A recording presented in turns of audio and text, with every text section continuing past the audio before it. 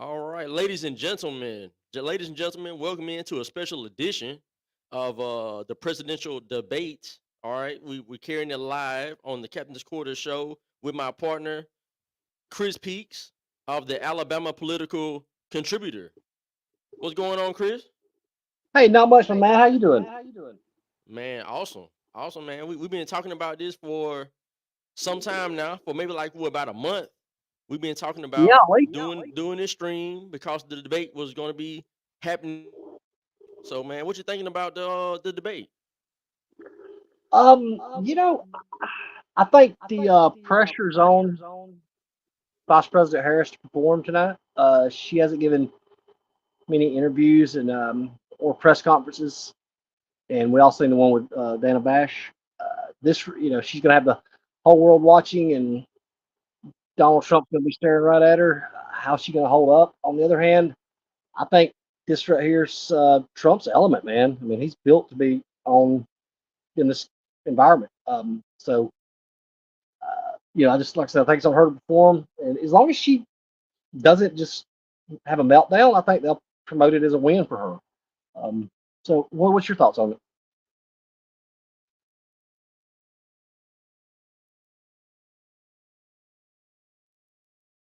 I lost your audio,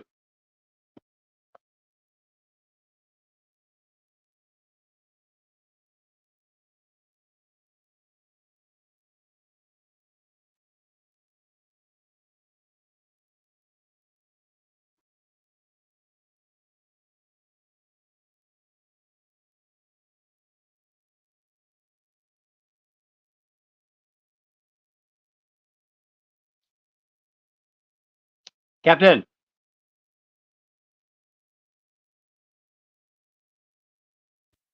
All right, can you hear me, buddy? Captain. Yeah, I can hear you now. So sorry about that. So what I was No, saying you're fine. was, um, Trump is he's well equipped, right? He's well equipped Right. for this arena. He's a debater. He's a guy who he wants to be face to face with his opponent. He doesn't. He's not a guy who wants to just do a teleprompter speech type of thing. He wants rapid fire, question answer. He's good on the fly, right? Yeah. So this is his arena now. But with that being said, like you just alluded to, they're gonna give Kamala, whatever her name is, they're gonna give her the benefit of the doubt. And as long as she, is up there, breathing and speaking words that people can understand, they're gonna give her, the benefit of the doubt about it. But I think this is Trump's arena. But like me and you were talking about before, Trump to me he has to really stay on topic and not try to insult her every chance he gets. I'm cool Yeah, with he the needs to. insults, but he don't need to overdo it. He needs Yeah, to he stay needs on to. topic. Yeah, one thing he doesn't want to do is come off as looking like. Look, Hillary Clinton, we can go after her, okay? But he doesn't want to come out looking like he's bullying this woman and talking like she's beneath him. You know, that's the last thing he wants to do. He kind of wants to have the same demeanor he had with Biden last time. He just stayed on point. He got a couple of jabs in there, but if he does that, I think he's fine. Yeah, man. I think so. I think so. Now here's the thing. What are going to be the topics in your opinion that are going to be the important topics that for each candidate, like for Kamala, for example, what are topics that she needs to really hit home and maybe sway certain people that are not really on her side right now? All right, the big thing that I think that she needs to do, as far as like because the topics are going to be border control, or border security, inflation, economy, uh, things of that nature. I think she's got to separate herself from the Biden administration because that's an albatross hanging over her neck. Um, I think she can't deny that she's been a part of it, but she's got to offer a new. She can't come into this, say, "Hey, we're going to have the same in the next 4 years." If that makes, she's got to be able to come. She's got a command. She has a grasp of the issues. Um, I hope I answered that correct for you. Yeah, I think I understand that because now on the Trump side, okay, are the issues the same? Do you think that he needs to also touch on these same topics like the border, for example, or is there other areas that he needs to tackle? Well, I mean, it just all depends on the line of questioning they get, because I think that's what it's gonna. A lot of it's gonna focus on. I mean, they're gonna go into so many different ones. The one thing that I think Trump needs to the way he needs to appear himself is uh, basically essentially like Reagan in 1980. Are you better off than you were 4 years ago? Do you want to continue going down this road? Um, I offer you a different path. Um, I imagine that there's going to be stuff on national security as far as what's going on overseas with in the Middle East, with Russia, with China. Trump's got to just project himself as a strong leader that can handle these type of threats. I hope that Yep. made sense. Yeah, I think so. I kind of I agree with you. But I think when it comes to Kamala, I think the two areas that I think she really, I think that are kind of like, I think are important for her to really hit home are one, the border, because that was her main priority as VP. She's been vice president for the last 4 years, and that was her bread and butter. That's supposed to be her baby to take care of, and she has failed miserably.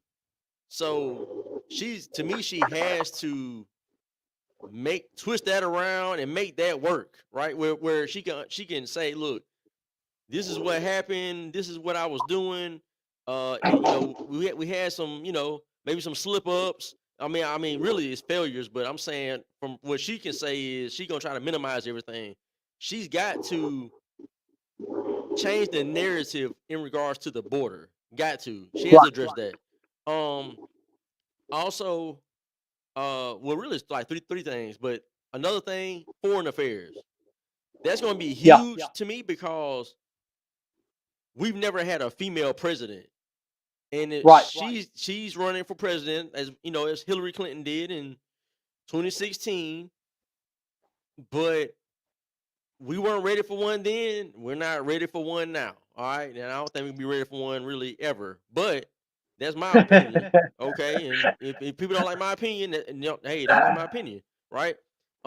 But everybody has There, one. So look, it's like when if she becomes president, she's got to sell America to people who don't like us as it is, right? They already don't respect us enough with Biden in office. Imagine Kamala being in office. It's gonna be even worse. So now, what'd you she say got was it. going to She happen if she met what'd you say would happen if she met with an African king or somebody from the Middle East? What would they say? man, if she goes over there, man, to Africa, some Middle East or somewhere, and talks to one of those kings, they are going to say, "Where is your president? Where is he here? Is he here?" And she gonna say, I'm your president." That's all she gonna do. She gonna start laughing. They gonna be like, like they gonna be like, "Yo, what is this? What is this?" You know what I'm saying? It's that. Look, man, I don't think people like understand on a world scale. America is one country, right? There's Right. there's what, like 93 countries around the world. Oh God. Yeah, something like that. Yeah, like 90 something like that. Look, or 100, maybe it's 190. I don't know. I could be wrong. But look, most of the world does not respect women in roles like that, like presidents and prime ministers and leaders of nations. They don't respect it, right? In America, we do all this DIE stuff, diversity, inclusion, and equity. All right, or didn't earn it, as we like to call it. That's an American, you know what I'm saying? That's Western world. Man, over there in Africa and Middle East, Eastern Europe, they don't know what that is. They do not comply with that type of stuff. They're confused about that. So we have to understand on a broad scale, the woman thing is not, this is not the movie. This is not a Disney movie. Okay, this is real life. In real life, that's not gonna fly. I'm sorry. Sorry, not sorry. It's not gonna fly. Um, yeah. So yeah, they be wondering where the president is. She walks in. Where is your president? She gonna be like, I'm right here. They gonna be like, okay, no. But really, where's your president? That's what they gonna say. Where is your president? Man, You know, it just one thing, you know, I'd like to point out too. Let's just say that people who are supportive of the female president, and I'm not going to argue, try to tell them anyway. When we look at females that we've had that leaders in the past, like Condoleezza Rice, Madeleine Albright, and even if you don't like her politics, Secretary Clinton, um, compare them to Kamala. I mean, who could you see in that role versus her? I mean, honestly. let's see. I mean, I'm not. Look, I'm gonna be real. I'm gonna be real. Personally, I wouldn't want a female to be that in that role for the reason I just Right. explained, right? Yeah. But Yeah. I'm just saying. but Yeah. but let's look at Hillary for example. At least for Hillary, at least she did have, she was well equipped to be a politician. Right. Like she was Bill Clinton's wife, or is, allegedly still his wife. But like, so she's been, Secretary of State, and she's had these different roles in government, and so to me, she's more well equipped to be in office. So comparing Hillary to Kamala, that's totally different, right? Because Kamala got her Mhm. start in politics because of Mayor Willie Brown of San Francisco back in like the 80s or whenever that was, when she was his mistress. This is documented, people. She was his mistress. He talks about it openly to this day. So um, that's how she got her start, right? So her background is being a prosecutor, being a DA, and all that. But then she got into politics through him, and so she hadn't really done anything. And then guess what? Even as VP, what has she accomplished as VP? At least Um, Hillary. Well, you know what? I mean, Hillary didn't accomplish too much anything either. But the thing is, when Hillary speaks, she talks more from a well informed place, from a place of knowledge about the subject. Like she's smart enough to talk about and lie to you and make it sound good. Kamala don't even lie good. That's all I got. That's all I got for the female thing. hey, let me ask you this: you said, when you said something about her being a DA and prosecutor, we all know about her with prosecuting people for dime bags of marijuana. Did you see when Trump came out and said he was going to decriminalize marijuana? I'm not surprised. I mean, look, man, I got my hiccups about Trump. You know what I'm saying? I got my hiccups about Trump, and I've been very vocal about it. I know some people act like they don't see that. You know what I'm saying? They be like, oh, you're a Trump loyalist and all this stuff, and whatever Trump says, you're gonna do it. Like I was very vocal about um Trump being pro LGBT for in 2021 at least. He was throwing parties and everything for LGBT people at Mar-a-Lago. He pushed the vaccine. I wasn't for that. Didn't get the vaccine to this day.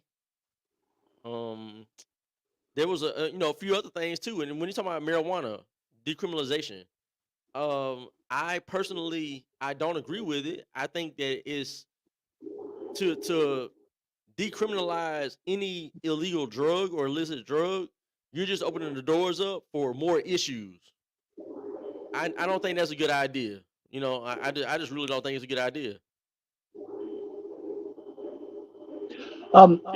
What what do you think about that, man? What do you think about the decriminalization of marijuana? I mean, I don't see marijuana as like I do the other drugs out there, and I see the states that have already made um, have already went to the point to where they're decriminalizing it, where it's only going to be a point in time that we do see it decriminalized. I think it should be something that's regulated, like they do alcohol. We put the same rules on it.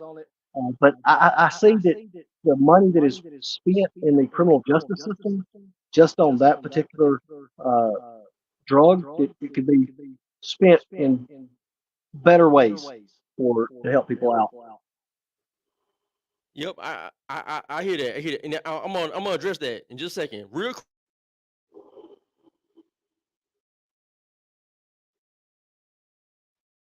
quick, anybody that's we will be streaming the actual debate. Shout out to Loser. What's up, my guy, my DC guy? Howdy, Captain and guest. Are we ready to laugh at Kamala tonight or Kamala, whatever the lady's name is? Yes, we will be laughing. I will be laughing for sure.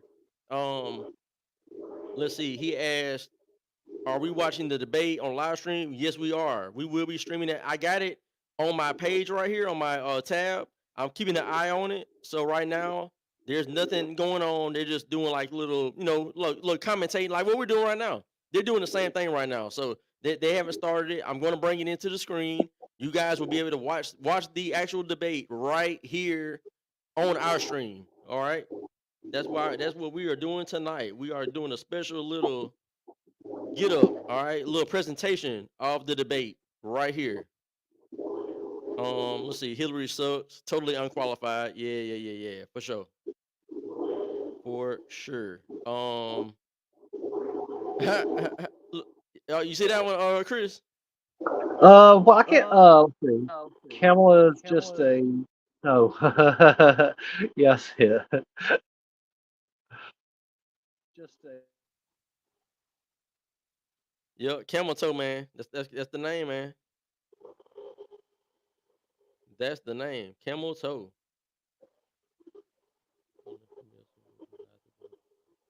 Ooh. My guy said, based on historical polling data, females shouldn't even be allowed to vote. That's why I like Loser, man. Shout out to Loser, man. That's what, yeah. See, I don't be want to go too. I don't want to say too much, but I mean, hey, I'm gonna say this. I'm gonna leave it like this. If females didn't vote at all, we wouldn't have a Democrat president ever. I'm gonna leave it there. Yeah, that's probably true. Yeah. Cause we all know, man. Men are conservative just by nature. Marijuana is terrible. If you want to be a second or third world S-hole tourist trap, fine, you can exist like that. But if you want to be the leader of the free world, you can't be a nation of potheads. Hey, all right. So let's get back to that real quick. So the marijuana thing. Oftentimes, I do hear people say that the war on drugs has done more harm than good, right? I've heard people say that over the years, and then I've heard people connect it to nowadays with the whole, issues with opioids and fentanyl and all that type of stuff. All these people are overdosing, right? And they say, well, back in the crack days, in the 80s and the 90s, the police were going way harder on those drug dealers, right? They were giving them like life sentences and all that for selling crack.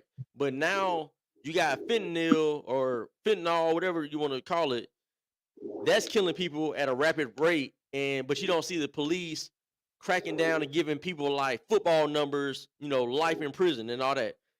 And all right, so here's the thing about marijuana, crack, heroin, what's another illegal drug that everybody sells? Meth. Yeah. Heroin. So here's the thing about those drugs. The issue with those drugs is those are typically controlled by the street market, the urban street market. Like, and so as a result of them being sold through the urban street market, there's violence that comes from that, right? There's people that fight over turf, corners, right? They fight over cities. They're trying to gain turf to be able to control the money and the drug dealing.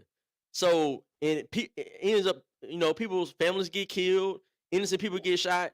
when it comes to fentanyl and all these opioids, that's a whole nother ball game. You don't see people in Appalachia shooting and killing each other in high numbers, and you don't see any cities in America, any urban areas where people are selling fentanyl in the streets and they're shooting each other over turf. Like that's not happening, right? Most of the people are getting fentanyl from like dirty doctors and dirty nurses and stuff, right? Right. It's a totally different thing. So that's why I say that the marijuana part is it to me you can't allow it because it's happening is now like places in Colorado, for example, right? Colorado's got it legalized. What Right. they're seeing is they're seeing the same issues that they were seeing before they legalized it. Now it's people want to make money on it, but it's harder to do it. So now what they're doing is now they're robbing the dispensaries. They're breaking into those and stealing, and like the same thing, But it's the violence aspect to me is the difference of opioids versus marijuana, crack, and all that. Okay, I got you. I mean, one thing I think, I'm far from an expert on this, it is opposed to prison for people who are addicts. They need to put them like some kind of rehabilitation or something, because when you do that, you're just creating a revolving door. Does that make sense? When you take a non-violent Yeah, person and put them for in sure. there, and they are opposed to that type of, then it's going to create an environment where they become a violent person, they get back out. It's just going to it's a vicious cycle. Well, what's your thoughts? Yeah, it's now the non-violent part of it, and I think that's where Trump was talking about, right? He's talking about the people who are being non-violent, but they were Yeah, caught with marijuana or yeah, whatever, like two yeah, ounces or whatever. right. Yeah.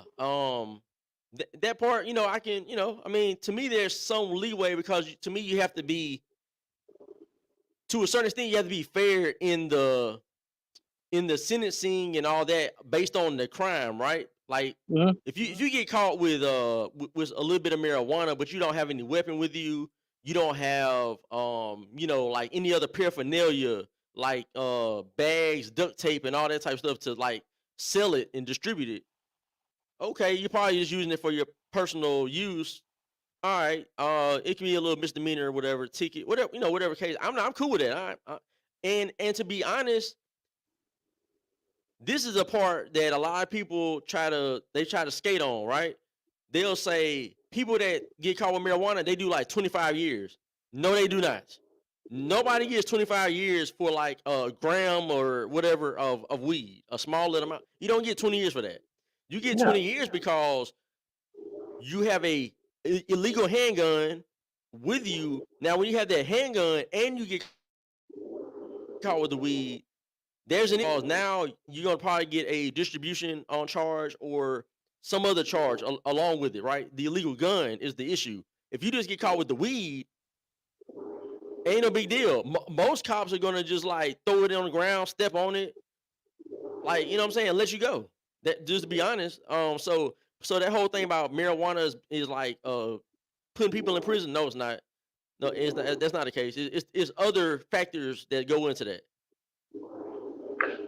What I was talking about is, as far as the partner, I was talking about people who even like, if somebody gets caught with a small amount of the drugs you mentioned a while ago, instead of sending that person who's a opiate addict or heroin addict to prison for 2 years or a year or 6 months or whatever, put them in some kind of rehabilitation program for 6 months. Because when you send that person to prison who was a nonviolent, it just creates a revolving door with them. Yeah, I mean, I don't have a problem with that necessarily. So a person who's like, basically a drug addict, like Yeah, maybe somebody, an addicted addict. to weed Yeah, or heroin or whatever. Yeah, yeah, yeah, yeah, whatever. yeah, When yeah. it's an I don't addict, they're have a, not violent. yeah, yeah, Yeah, they're stuck there in the whatever their house or the dumpster, or and they're not bothering anybody. Instead of sending that person to prison, let's send them in there to get them cleaned up, and then see if they can become a productive member of society, as opposed to sending them to jail for yeah. 9 months. And I used to I did an internship at a place in Lumberton, North Carolina. Um, the Offender Resource Center. That's what it was Mm-hmm. called. It just popped in my head. Offender Resource Center. People can look it up. Lumberton, North Carolina. Shout out to Mr. Powell. Um, I used to be an intern there, and I used to do intakes. So the what they had going on was these individuals were arrested. They had drug crimes. In order for them to get time off of their sentence, they had to complete our program. So they would come in, I would do the intake. I would ask them, when's the last time you smoked weed? When's the last time you did drink alcohol? When's the last time you did whatever? And they would most time lie and say, I don't do it. So I would take all the information down. All right. So then we would enroll them in the class. They had to complete, I think it was like 8 weeks. It wasn't even a long time. It was like 8 weeks maybe. As long as they completed it, they pretty much got like probation or whatever, and they're free to go. I mean, they won't be back in jail. So that's out there. Like there are programs like that in different cities and states and things. So I don't have an issue if that's just the thing that's like national, where if a person is doing personal use and it's destroying their lives, do this program where it's weaning you off of it, and then you can get time off. And I don't have no problem with that, because you kill two birds with one stone. On one hand, you're getting the person off with a drug that's causing their issues, and also it was counseling, right? So the guy was a counselor that I worked for. And so he was dealing with the real root causes of why they smoke the weed, of why they shoot up heroin, or whatever the case, whatever their drug choice is, alcohol or whatever. So you do that, and on the flip side, they don't have to go to jail.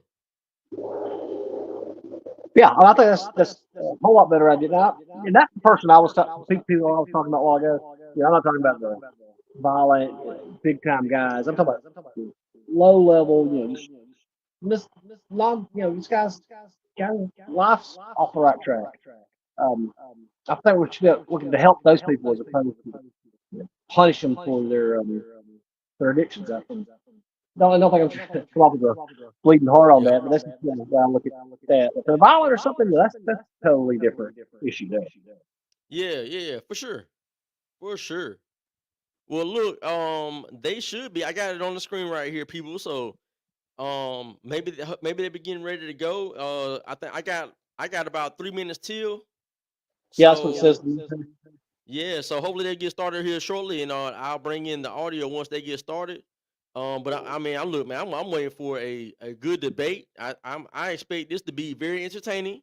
Like Loser was saying, yo, are we ready to laugh? I'm ready to laugh. I think Kamala's gonna be looking crazy, for Let me real. ask you this: do you think the vice president is going to be able to get through this without going through a word salad?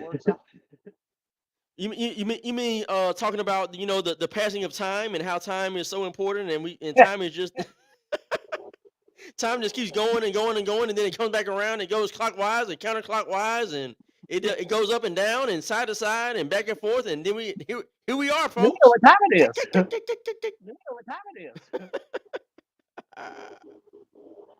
Oh I mean, man, no man, I think cause did she do something like that at the in that interview? I think you told me about that. I didn't even see the whole interview she did yeah, with Tim I can't. Waltz. Didn't she do Well, something like that then? yeah, Like they asked her a question, and she was like, she said nothing. yeah, especially when they asked her like what she was going to do on day one, and she said we're going to come in here, we're going to institute stuff to stop inflation, and she couldn't tell how she was going to do it. Yeah, I didn't want to watch that because I forgot exactly what she did. Yeah, she had some because later that night she was in Savannah, and she said, "I want to have a opportunity economy, so all Americans will have an opportunity in the economy."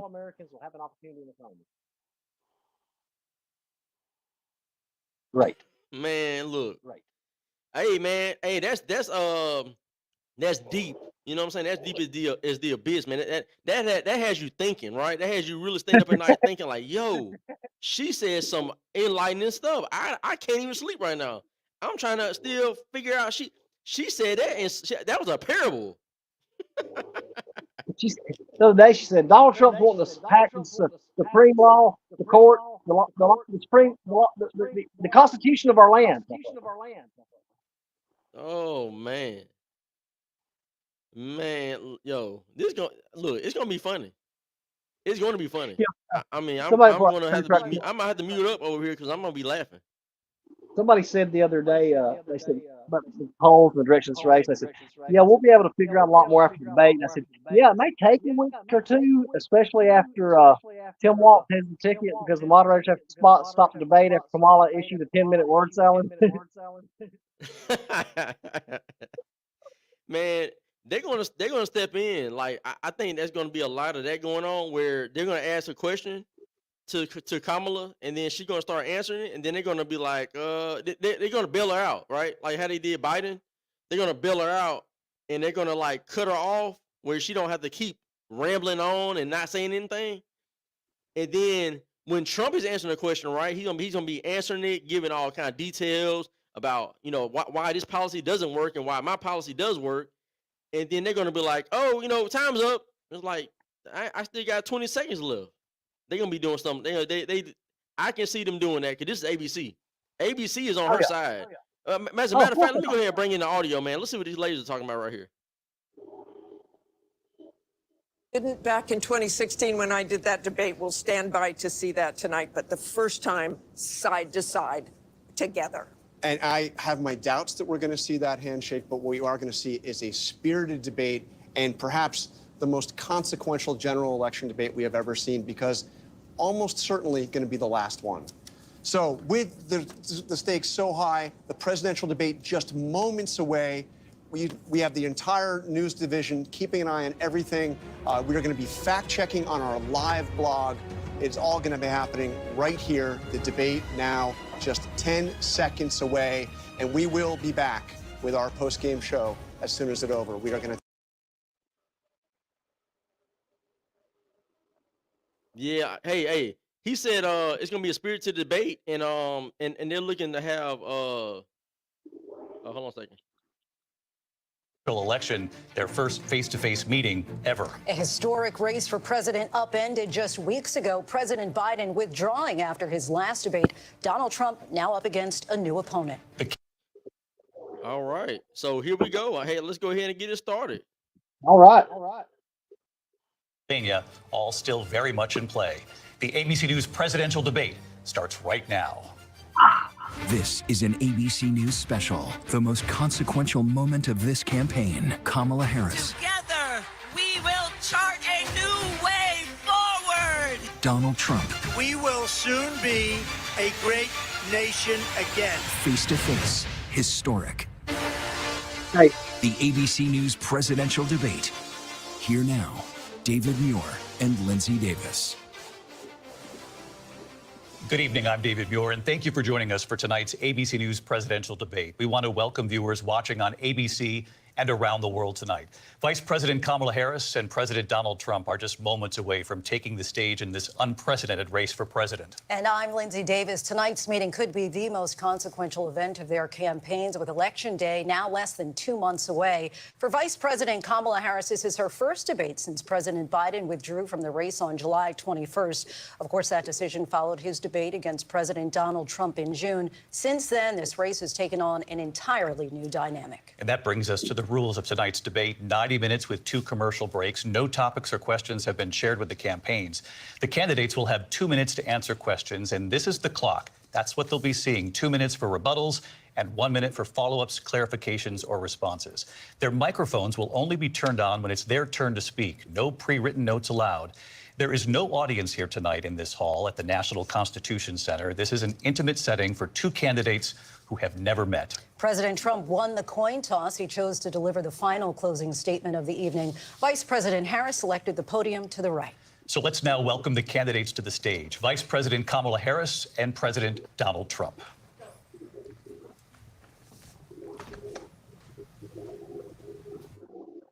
They shook hands.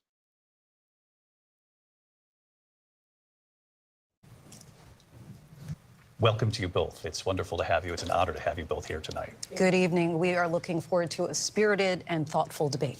So let's get started. I want to begin tonight with the issue that voters repeatedly say is their #1 issue, and that is the economy and the cost of living in this country.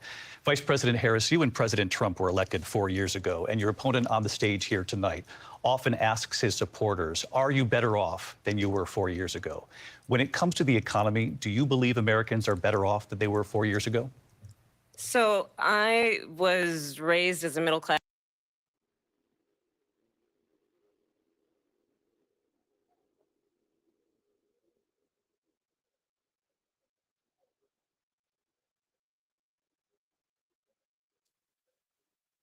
That's not me.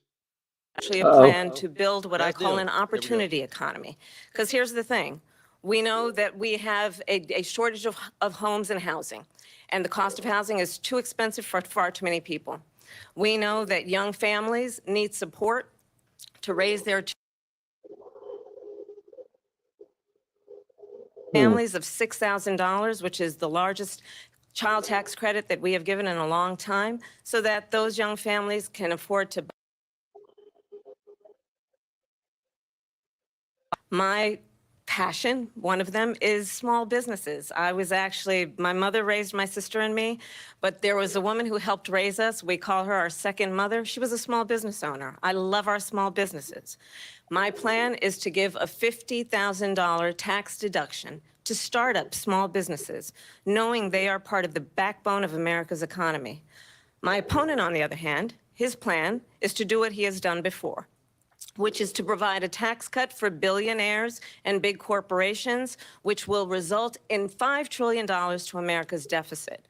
My opponent has a plan that I call the Trump's sales tax, which would be a 20% tax on everyday goods that you rely on to get through the month. Economists have said that Trump sales tax would actually result for middle-class families in about $4,000 more a year because of his policies and his ideas about what should be of middle-class people paying for tax cuts for billionaires. President Trump, I'll give you 2 minutes. First of all, I have no sales tax. That's an incorrect statement. She knows that. We're doing tariffs on other countries. Other countries are going to finally, after 75 years, pay us back for all that we've done for the world. And the tariff will be substantial in some cases. I took in billions and billions of dollars, as you know, from China. In fact, they never took the tariff off because there was so much money they can't. It would totally destroy everything that they've set out to do. They're taking in billions of dollars from China and other places. They've left the tariffs on. When I had it, I had tariffs, and yet I had no inflation. Look, we've had a terrible economy because inflation which is really known as a country buster. It breaks up countries. We have inflation like very few people have ever seen before, probably the worst in our nation's history. We were at 21%, but that's being generous because many things are 50, 60, 70, and 80% higher than they were just a few years ago. This has been a disaster for people, for the middle class, but for every class. On top of that, we have millions of people pouring into our country from prisons and jails, from mental institutions and insane asylums, and they're coming in and they're taking jobs that are occupied right now by African Americans and Hispanics, and also unions. Unions are going to be affected very soon. And you see what's happening. You see what's happening with towns throughout the United States. You look at Springfield, Ohio. You look at Aurora in Colorado. They are taking over the towns. They're taking over buildings. They're going in violently. These are the people that Xi and Biden led into our country, and they're destroying our country. They're dangerous. They're at the highest level of criminality, and we have to get them out. We have to get them out fast. I created one of the greatest economies in the history of our country. I'll do it again and even better. We are going to get to immigration and border security during this debate, but I would like to let Vice President Harris respond on the economy here. Well, I would love to. Let's talk about what Donald Trump left us. Donald Trump left us the worst unemployment since the Great Depression. Donald Trump left us the worst public health epidemic in a century. Donald Trump left us the worst attack on our democracy since the Civil War. And what we have done is clean up Donald Trump's mess. What we have done and what I intend to do is build on what we know are the aspirations and the hopes of the American people. But I'm going to tell you all in this debate tonight, you're going to hear from the same old tired playbook, a bunch of lies, grievances, and name calling. What you're going to hear tonight is a detailed and dangerous plan called Project 2025 that the former president intends on implementing if he were elected again. I believe very strongly that the American people want a president who understands the importance of bringing us together, knowing we have so much more in common than what separates us. And I pledge to you to be a president for all Americans. President Trump will give you a minute here to respond. Number one, I have nothing to do, as you know, and as she knows better than anyone, I have nothing to do with Project 2025. That's out there. I haven't read it. I don't want to read it purposely. I'm not going to read it. This was a group of people that got together. They came up with some ideas, I guess some good, some bad, but it makes no difference. I have nothing to do. Everybody knows I'm an open book. Everybody knows what I'm going to do. Cut taxes very substantially and create a great economy like I did before. We had the greatest economy. We got hit with a pandemic. And the pandemic was not since 1917, where 100 million people died, has there been anything like it. We did a phenomenal job with the pandemic. We handed them over a country where the economy and where the stock market was higher than it was before the pandemic came in. Nobody's ever.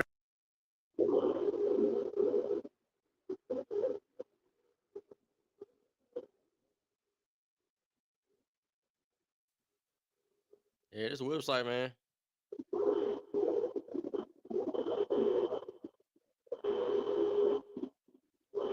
Too many folks on there watching it. And it went to their benefit, but I was the one that created them. They know it, and so does everybody else. Vice President Harris, I'll let you respond.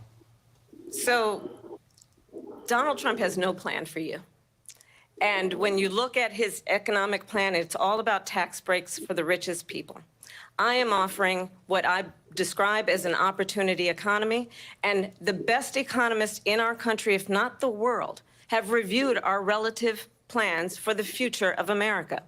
What Goldman Sachs has said is that Donald Trump's plan would make the economy worse. Mine would strengthen the economy.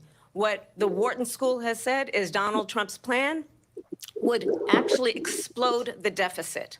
16 Nobel laureates have described his economic plan as something that would increase inflation and by the middle of next year would invite a recession. You just have to look at where we are and where we stand. And I'd invite you to know that Donald Trump actually has no plan for you because he is more interested in defending himself than he is in looking out for you. It's just a soundbite that you've heard that to say. Look, I went to the Wharton School of Finance, and many of those professors, the top professors, think my plan is a brilliant plan. It's a great plan. It's a plan that's going to bring up our worth, our value as a country. It's going to make people want to be able to go and work and create jobs and create a lot of good, solid money for our country. And just to finish off, she doesn't have a plan. She copied Biden's plan, and it's like 4 sentences, like run, spot, run. 4 sentences that are just, oh, we'll try and lower taxes. She doesn't have a plan. Take a look at her plan. She doesn't have a plan. Mr. President, I do want to drill down on something you both brought up. The Vice President brought up your tariffs. You responded, and let's drill down on this, because your plan is what she calls is essentially a national sales tax. Your proposal calls for tariffs, as you pointed out here, on foreign imports across the board. You recently said that you might double your plan, imposing tariffs up to 20% on goods coming into this country. As you know, many economists say that with tariffs at that level, costs are then passed on to the consumer. Vice President Harris has argued it'll mean higher prices on gas, food, clothing, medication, arguing it costs the typical family nearly $4,000 a year. Do you believe Americans can afford higher prices because of tariffs? They're not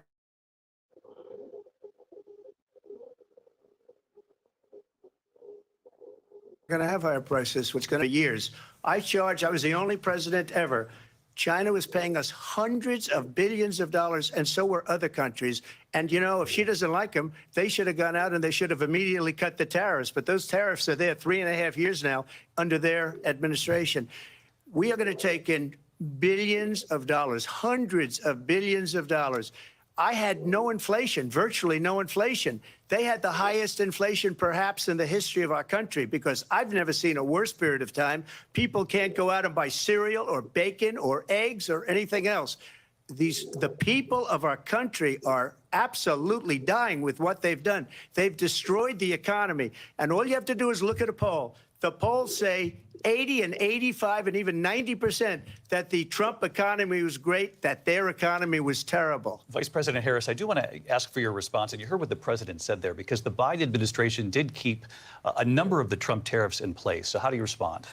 Well, let's be clear that the Trump administration resulted in a trade deficit, one of the highest we've ever seen in the history of America. He invited trade wars. You want to talk about his deal with China? What he ended up doing is, under Donald Trump's presidency, he ended up selling American chips to China to help them improve and modernize their military, basically sold us out, when a policy about China should be in making sure the United States of America wins the competition for the 21st century, which means focusing on the details of what that requires, focusing on relationships with our allies, focusing on investing in American-based technology so that we win the race on AI, on quantum computing, focusing on what we need to do to support America's workforce so that we don't end up having on the short end of the stick in terms of workers' rights. But what Donald Trump did, let's talk about this, with COVID, is he actually thanked President Xi for what he did during COVID. Look at his tweet. Thank you, President Xi, exclamation point, when we know that Xi was responsible for lacking and not giving us transparency about the origins of COVID. President Trump, I'll let you respond. First of all, they bought their chips from Taiwan. We hardly make chips anymore because of philosophies like they have and policies like they have. I don't say her because she has no policy. Everything that she believed 3 years ago and 4 years ago is out the window. She's going to my philosophy now. In fact, I was going to send her a MAGA hat. She's gone to my philosophy. But if she ever got elected, she'd change it. And it will be the end of our country. She's a Marxist. Everybody knows she's a Marxist. Her father's a Marxist professor in economics, and he taught her well. But when you look at what she's done to our country, and when you look at these millions and millions of people that are pouring into our country monthly, where it's, I believe, 21 million people, not the 15 that people say, and I think it's a lot higher than the 21. That's bigger than New York State pouring in. And just look at what they're doing to our country. They're criminals. Many of these people coming in are criminals. And that's bad for our economy, too. You know, you mentioned before, we'll talk about immigration later. Well, bad immigration is the worst thing that can happen to our economy. They have, and she has, destroyed our country with policy that's insane. Almost policy that you'd say they have to hate our country. President Trump, thank you. Lindsay? I want to turn to the issue of abortion. President Trump, you've often touted that you were able to kill Roe v. Wade. Last year, you said that you were proud to be the most pro-life president in American history. Then last month, you said that your administration would be great for women and their reproductive rights. In your home state of Florida, you surprised many with regard to your 6-week abortion ban, because you initially had said that it was too short. And you said, quote, I'm going to be voting that we need more than 6 weeks. But then the very next day, you reversed course and said you would vote to support the 6-week ban. Vice President Harris says that women shouldn't trust you on the issue of abortion because you've changed your position so many times. Therefore, why should they trust you? Well, the reason I'm doing that vote is because the plan is, as you know, the vote is, they have abortion in the 9th month. They even have, and you can look at the governor of West Virginia, the previous governor of West Virginia, not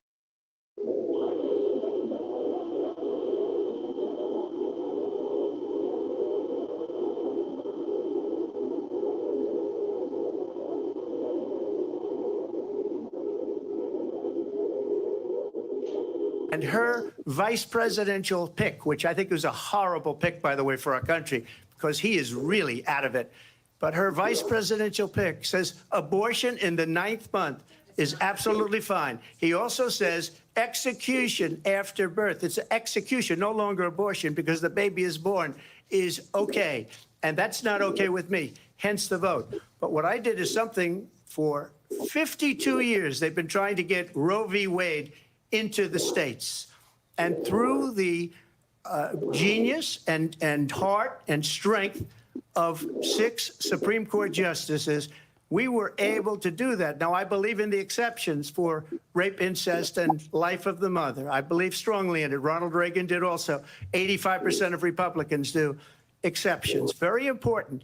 but we were able to get it, and now states are voting on it. And for the first time, you're going to see, look, this is an issue that's torn our country apart for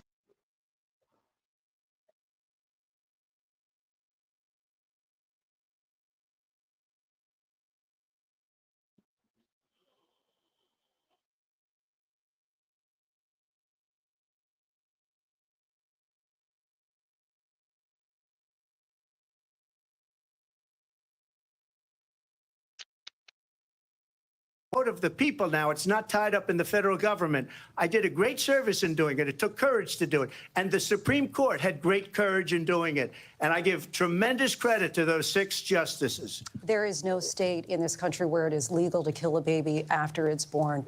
Madam Vice President, I want to get your response to President Trump. Well, as I said, you're going to hear a bunch of lies, and that's not actually a surprising fact. Let's understand how we got here. Donald Trump hand-selected 3 members of the United States Supreme Court with the intention that they would undo the protections of Roe v. Wade. And they did exactly as he intended. And now in over 20 states, there are Trump abortion bans, which make it criminal for a doctor or nurse to provide health care. In one state, it provides prison for life.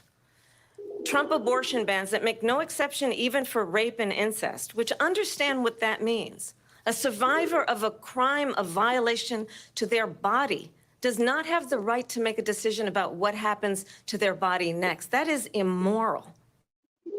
One does not have to abandon their faith or deeply held beliefs to agree. The government, and Donald Trump certainly, should not be telling a woman what to do with her body. I have talked with women around our country. You want to talk about this is what people wanted? Pregnant women who want to carry a pregnancy to term, suffering from a miscarriage, being denied care in an emergency room because the healthcare providers are afraid they might go to jail, and she's bleeding out in a car in the parking lot. She didn't want that. Her husband didn't want that. A 12 or 13-year-old survivor of incest being forced to carry a pregnancy to term. They don't want that. And I pledge to you, when Congress passes a bill to put back in place the protections of Roe v. Wade, as President of the United States, I will proudly sign it into law. But understand, if Donald Trump were to be reelected, he will sign a national abortion ban. Understand, in his Project 2025, there would be a national abortion, a monitor that would be monitoring your pregnancies, your miscarriages. I think the American people believe that certain freedoms, in particular the freedom to make decisions about one's own body, should not be made by the government. Thank you, Vice President Harris. Well, there she goes again. It's a lie. I'm not signing a ban, and there's no reason to sign a ban because we've gotten what everybody wanted.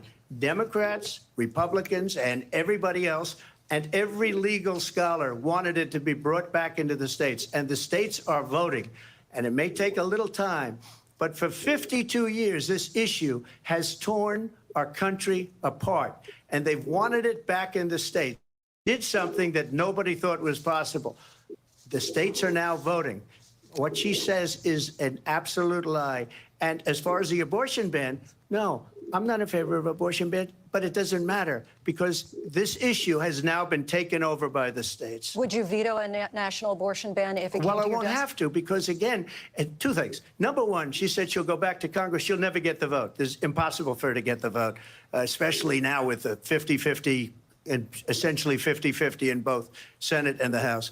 She's not going to get the vote. She can't get the vote. She won't even come close to it. So it's just talk. You know what it reminds me of? When they said they're going to get student loans terminated, and it ended up being a total catastrophe.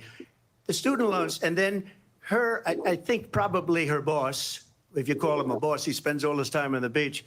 But look, her boss went out and said, we'll do it again. We'll do it a different way. And he went out, got rejected again by the Supreme Court. So all these students got taunted with this whole thing about this whole idea.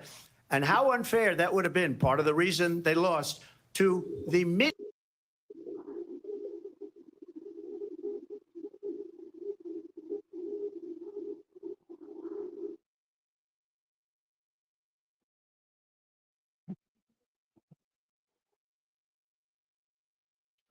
didn't discuss it with JD. In all fairness, JD, and I don't mind if he has a certain view, but I think he was speaking for me, but I really didn't. Look, we don't have to discuss it because she'd never be able to get it, just like she couldn't get student loans. They couldn't get student loans. They didn't even come close to getting student loans. They taunted young people and a lot of other people that had loans. They can never get this approved. So it doesn't matter what she says about going to Congress. Well, wonderful. Let's go to Congress. Do it. But the fact is that for years, they wanted to get it out of Congress and out of the federal government. And we did something that everybody said couldn't be done. And now, vote of the people on abortion. Vice President Harris, I want to give you your time to respond, but I do want to ask, would you support any restrictions on a woman's right to an abortion? I absolutely support reinstating the protections of Roe v. Wade. And as you rightly mentioned,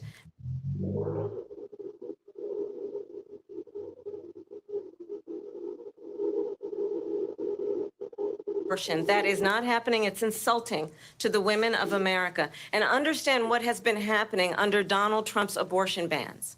Couples who pray and dream of having a family are being denied IVF treatments. What is happening in our country?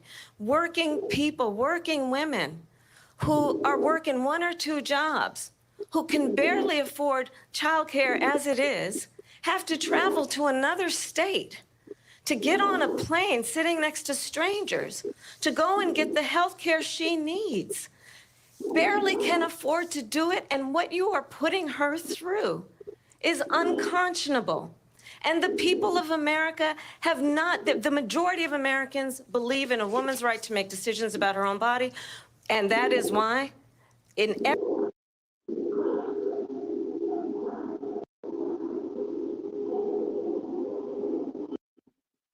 Excuse me, I have to respond. Another lie. It's another lie. I have been a leader on IVF, which is fertilization. The IVF, I have been a leader. In fact, when they got a very negative decision on IVF from the Alabama courts, I saw the people of Alabama and the legislature 2 days later voted it in. I've been a leader on it. They know that, and everybody else knows it. I have been a leader on fertilization, IVF. And the other thing, you should ask, will she allow abortion in the 8th month, 9th month, 7th month? Come on. Okay, would you do that? Why don't you ask her that question? Why don't you answer the question? Would you because veto? under Roe v. Answer Wade, the question, would you veto? you could do abortions in the 7th month, the 8th month, the 9th That's month, not true. and probably after birth. Just look at the governor, former governor of Virginia. The governor of Virginia said, we put the baby aside, and then we determine what we want to do with the baby. President Trump, thank you. We're going to turn now to immigration and border security. We know it's an issue that's important to Republicans, Democrats, voters across the board in this country. Vice President Harris, you were tasked by President Biden with getting to the root causes of migration from Central America. We know that illegal border crossings reached a record high in the Biden administration. This past June, President Biden imposed tough new asylum restrictions. We know the numbers since then have dropped significantly. But my question to you tonight is, why did the administration wait until 6 months before the election to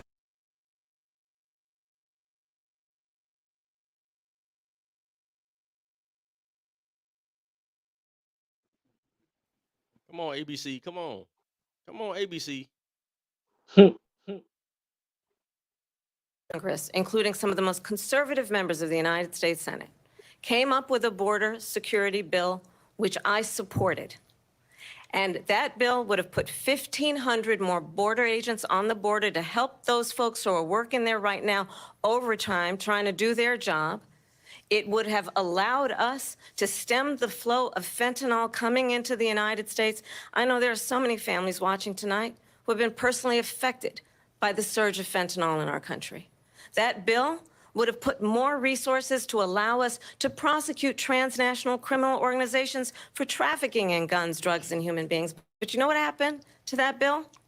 Donald Trump got on the phone, called up some folks in Congress, and said, kill the bill. And you know why? Because he'd prefer to run on a problem instead of fixing a problem. And understand, this comes at a time where the people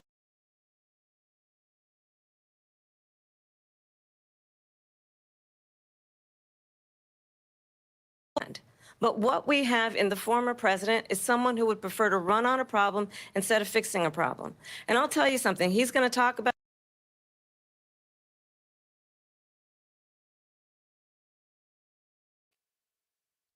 Oh, there's ABC. That is not the stream. That's ABC's stream, not mine. We'll see during the course of his rallies, he talks about fictional characters like Hannibal Lecter. He will talk about windmills cause cancer. And what you will also notice is that people start leaving his rallies early out of exhaustion and boredom. And I will tell you, the one thing you will not hear him talk about is you. You will not hear him talk about your needs, your dreams, and your desires. And I'll tell you, I believe you deserve a president who actually puts you first, and I pledge to you that I will. Vice President Harris, thank you. President Trump, on that point, I want to get your response. Well, I would like to respond. Let me just ask, though, why did you try to kill that bill and succeed?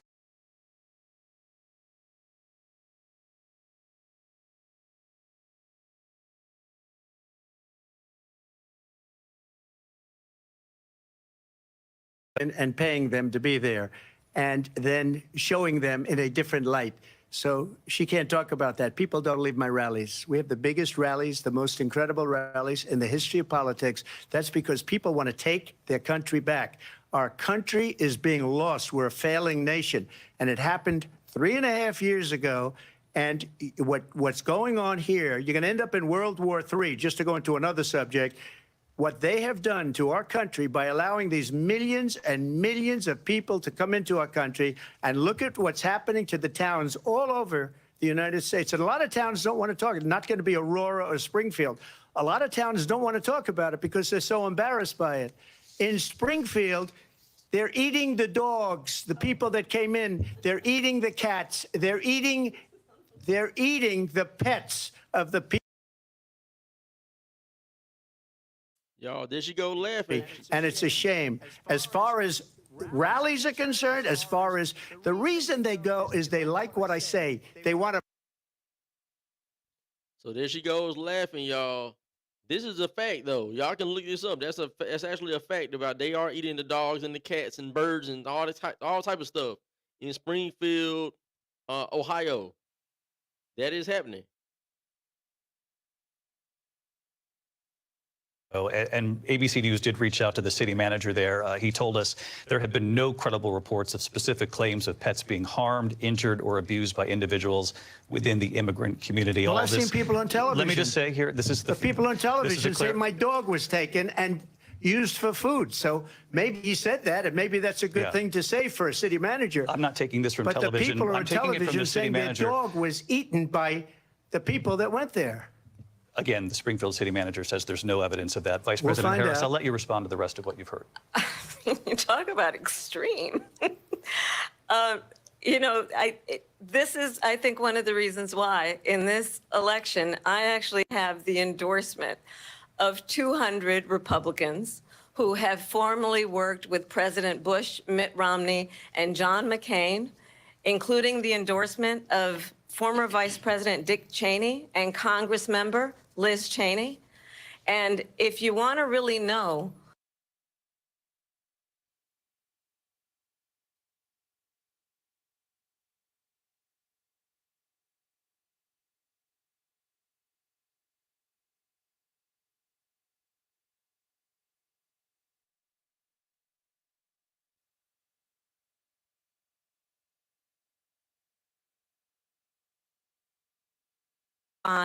another Trump term.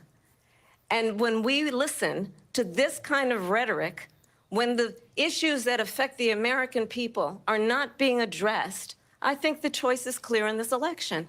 President Trump, I'll give you a quick minute to respond here.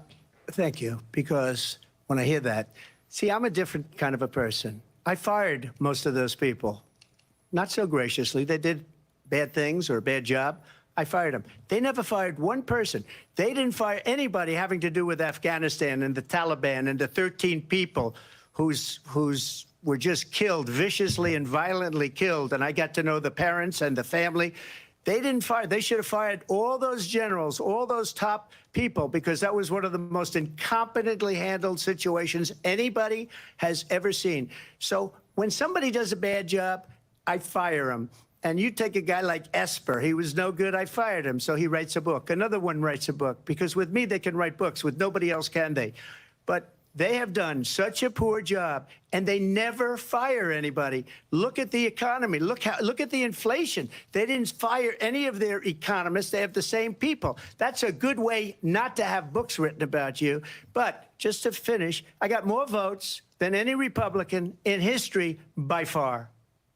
In fact, I got more votes than any president, sitting president in history by far. Let me continue on immigration. It was what you wanted to talk about earlier, so let's get back to your deportation proposal. You call this the largest domestic deportation operation in the history of our country. You say you would use the National Guard. You say if things get out of control, you'd have no problem using the U.S. military. Police, yes. You also said you would use local police. How would you deport 11 million undocumented immigrants? I know you believe that number is higher. Take us through this. What does this look like? Will authorities be going door to door in this country? Yeah, it is much higher because of them. They allowed criminals, many millions of criminals. They allowed terrorists. They allowed common street criminals. They allowed people to come in, drug dealers, to come into our country. And they're now in the United States and told by their countries like Venezuela, don't ever come back or we're going to kill you. Do you know that crime in Venezuela and crime in countries all over the world is way down because they've taken their criminals off the street and they've given them to her to put into our country. And this will be one of the greatest mistakes in history for them to allow, and I think they probably did it because they think they're going to get votes, but it's not worth it because they're destroying the fabric of our country by what they've done. There's never been anything done like this at all. They've destroyed the fabric of our country. Millions of people let in, and all over the world, crime is down all over the world except here. Crime here is up and through the roof. Despite their fraudulent statements that they made, crime in this country is through the roof. And we have a new form of crime. It's called migrant crime. And it's happening at levels that nobody thought possible. President Trump, as you know, the FBI says overall violent crime is actually coming down in this country. But Vice President Harris, the FBI they were defrauding statements. They didn't include the worst cities. They didn't include the cities with the worst crime. It was a fraud, just like their number of 818,000 jobs that they said they created turned out to be a fraud. President Trump, thank you. I'll let you respond, Vice President Harris. Well, I think this is so rich, coming from someone who has been prosecuted for national security crimes, economic crimes, election interference, has been found liable for sexual assault, and his next big court appearance is in November at his own criminal sentencing. And let's be clear where each person stands on the issue of what is important about respect for the rule of law and respect for law enforcement. The former vice president called for defunding federal law enforcement, 45,000 agents, get this, on the day after he was arraigned on 34 felony counts. So let's talk about what is important in this race. It is important that we move forward, that we turn the page on this same old tired rhetoric and address the needs of the American people, address what we need to do about the housing shortage, which I have a plan for, address what we must do to support our small businesses, address bringing down the price of groceries. But frankly, the American people are exhausted with this same old tired playbook. Vice President Harris, thank you. Excuse me. Every one of those cases was started by them against their political opponent. And I'm winning most of them, and I will win the rest on appeal. And you saw that with the decision that came down just recently from the Supreme Court. I'm winning most of them. But those are cases, it's called weaponization. Never happened in this country. They weaponized the Justice Department. Every one of those cases was involved with the DOJ, from Atlanta and Fani Willis to the Attorney General of New York and the DA in New York. Every one of those cases. And then they say, oh, he's a criminal. They're the ones that made me. By the way, Joe Biden was found essentially guilty on the documents case. And what happened in my documents case? They said, oh, that's the toughest of them all. A complete and total victory. 2 months ago, it was thrown out. It's weaponization, and they used it, and it's never happened in this country. They used it to try and win an election. They're President Trump- fake cases. President Trump, thank you. A really quick response here, Vice President Harris, on this notion of weaponization of the Justice Department. Well, let's talk about extreme and understand the context in which this election in 2024 is. The United States Supreme Court recently ruled that the former president would essentially be immune from any misconduct if he were to enter the White House again. Understand, this is someone who has openly said he would terminate, I'm quoting, terminate the Constitution of the United States, that he would weaponize the Department of Justice against his political enemies. Someone who has openly expressed disdain for members of our military. Understand what it would mean if Donald Trump were back in the White House with no guardrails, because certainly we know now the court won't stop him. We know J.D. Vance is not going to stop him. It's up to the American people Vice President stop Harris, him. thank you. Lindsay? Vice President Harris, in your last run for president. This is the one that weaponized, not me. She weaponized. I probably took a bullet to the head because of the things that they say about me. They talk about democracy. I'm a threat to democracy. They're the threat to democracy with a fake Russia investigation We do have a lot to that get- went nowhere. We have a lot to get to. Lindsay? Vice President Harris, in your last run for president, you said you wanted to ban fracking. Now you don't. You wanted mandatory government buyback programs for assault weapons. Now your campaign says you don't. You supported decriminalizing border crossings. Now you're taking a harder line.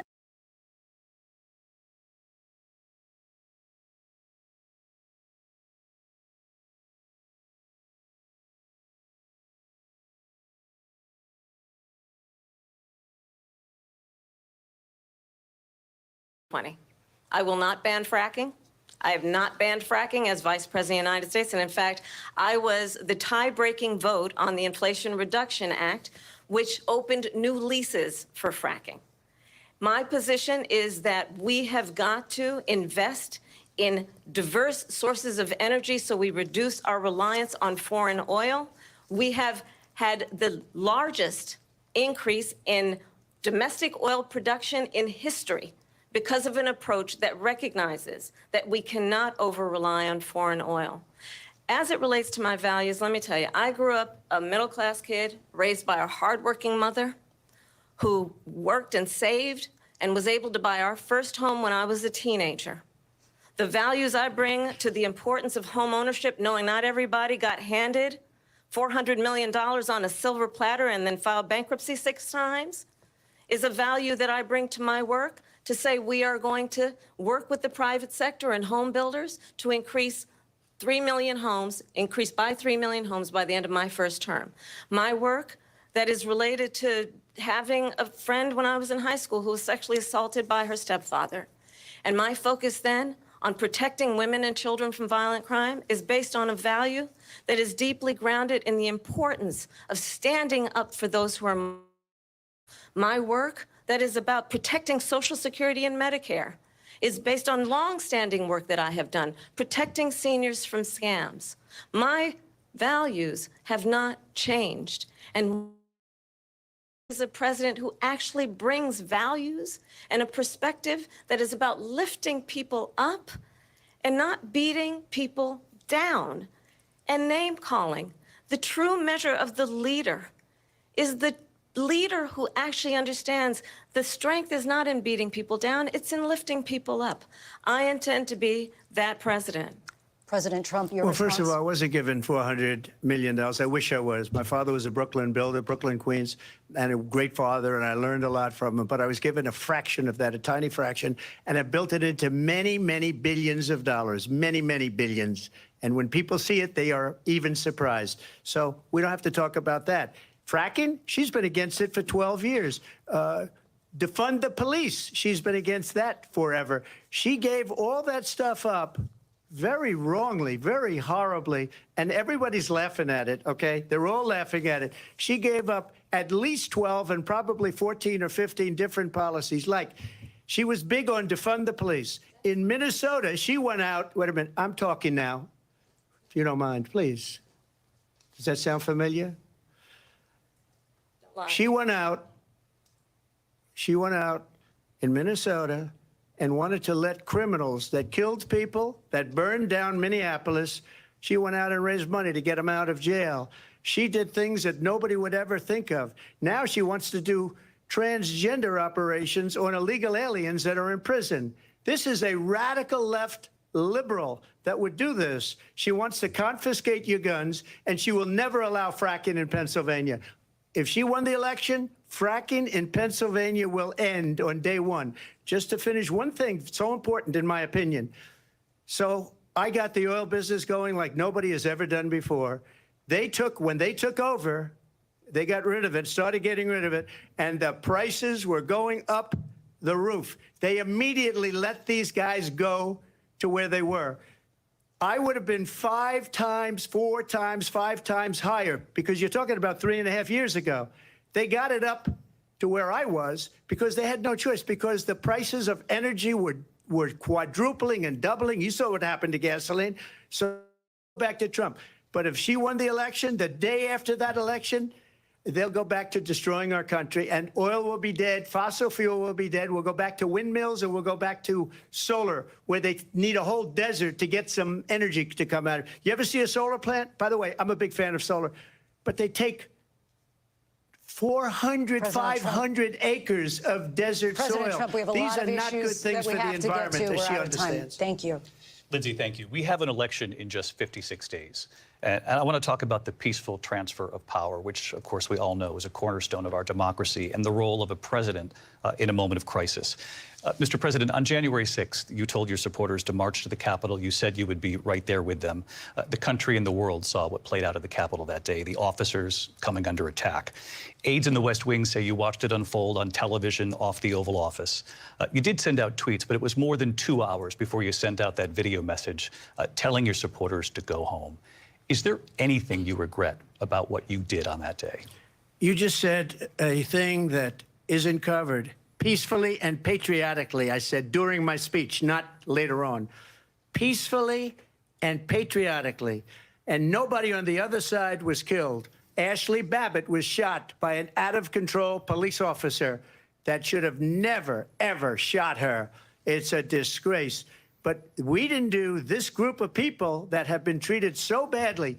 I ask, what about all the people that are pouring into our country and killing people that she allowed to pour in? She was the border czar. Remember that. She was the border czar. She doesn't want to be called the border czar because she's embarrassed by the border. In fact, she said at the beginning, oh, I'm surprised you're not talking about the border yet. That's because she knows what a bad job they've done.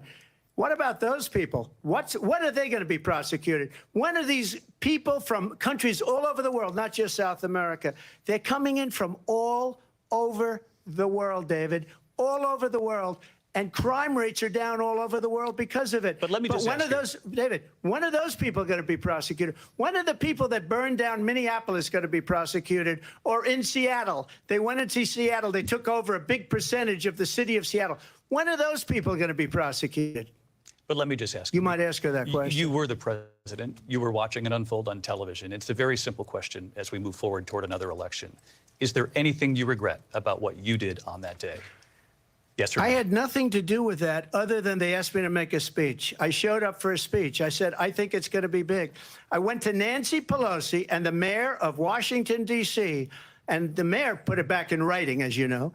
I said, you know, this is going to be a very big rally or whatever you want to call it. And again, it wasn't done by me. It was done by others. I said, I'd like to give you 10,000 National Guard or soldiers. They rejected me. Nancy Pelosi rejected me. It was just 2 weeks ago. Her daughter has a tape of her saying she is fully responsible for what happened. They want to get rid of that tape. It would have never happened if Nancy Pelosi and the mayor of Washington did their jobs. I wasn't responsible for security. Nancy Pelosi was responsible. She didn't do her job. The question was about you as president, not about former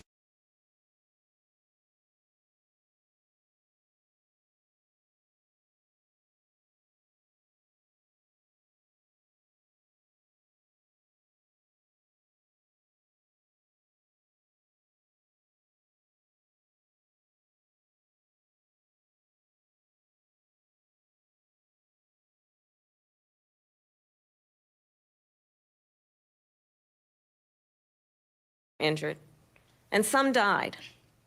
And understand, The former president has been indicted and impeached for exactly that reason. But this is not an isolated situation.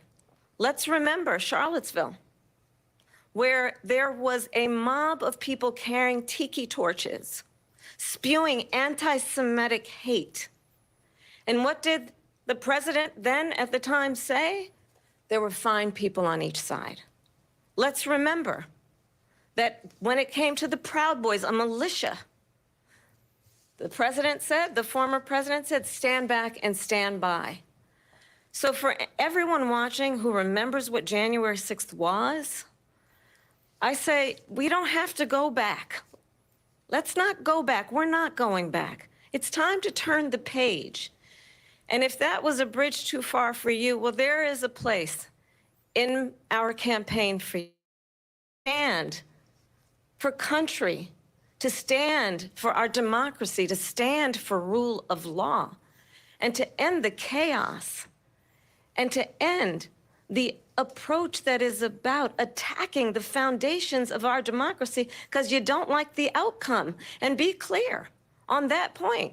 Donald Trump, the candidate, has said in this election there will be a bloodbath if this and the outcome of this election is not to his liking. Let's turn the page on this. Let's not go back. Let's chart a course for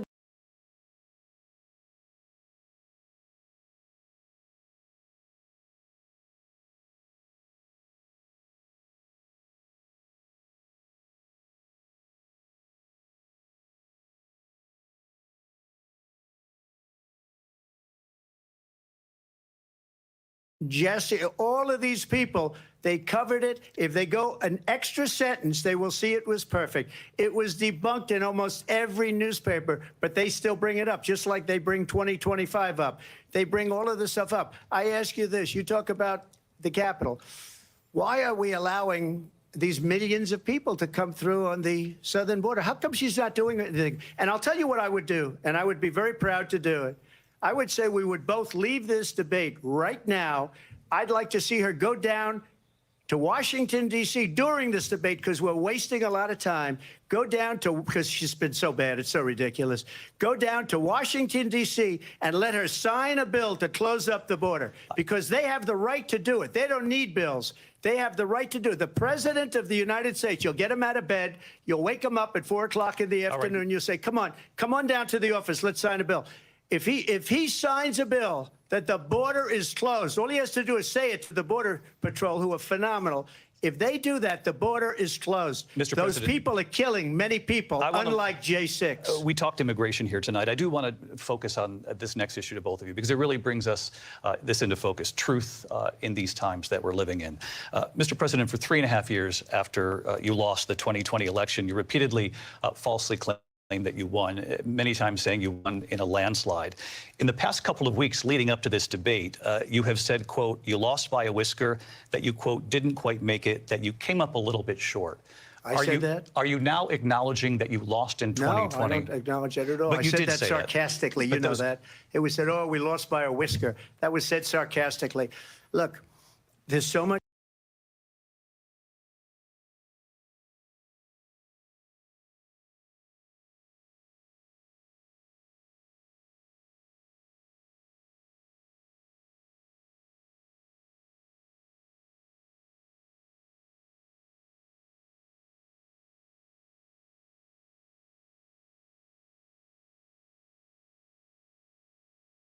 And the problem that we have right now is we have a nation in decline, and they have put it into decline. We have a nation that is dying, David. Mr. President, thank you. Vice President Harris, you heard the president there tonight. He said he didn't say that he lost by a whisker. So he still believes he did not lose the election that was won by President Biden and yourself. But I do want to ask you about something that's come up in the last couple of days. This was a post from President Trump about this upcoming election just weeks away. He said, when I win, those people who cheated, and then he lists donors, officials, he says, will be prosecuted to the fullest extent of the law, which will include long-term prison sentences. One of your campaign's top lawyers responded saying, we won't let Donald Trump intimidate us. We won't let him suppress the vote. Is that what you believe he's trying to do here? Donald Trump was fired by 81 million people. So let's be clear about that. And clearly he is having a very difficult time processing that.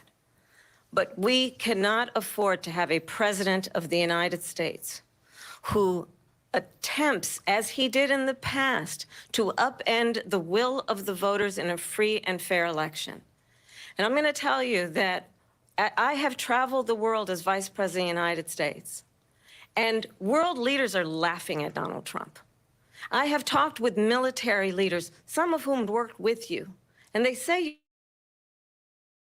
and when you then talk in this way in a presidential debate and deny what over and over again are court cases you have lost because you did in fact lose that election, it leads one to believe that perhaps we do not have in the candidate to my right the temperament or the ability to not be confused about fact.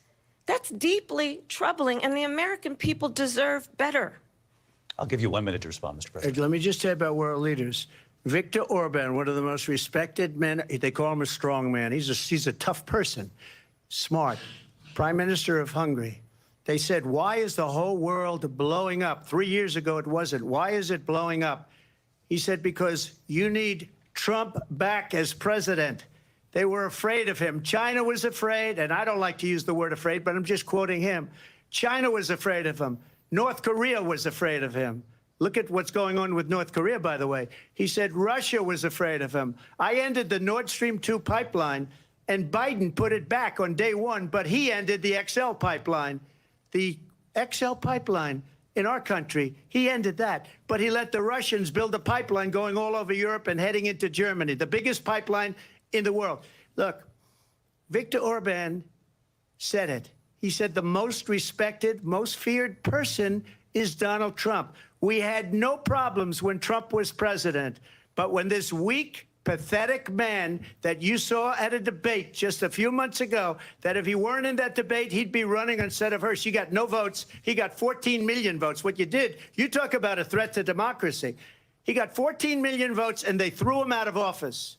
And you know what? I'll give you a little secret. He hates her. He can't stand her. But he got 14 million votes. They threw him out. She got 0 votes. And when she ran, she was the first one to leave because she failed.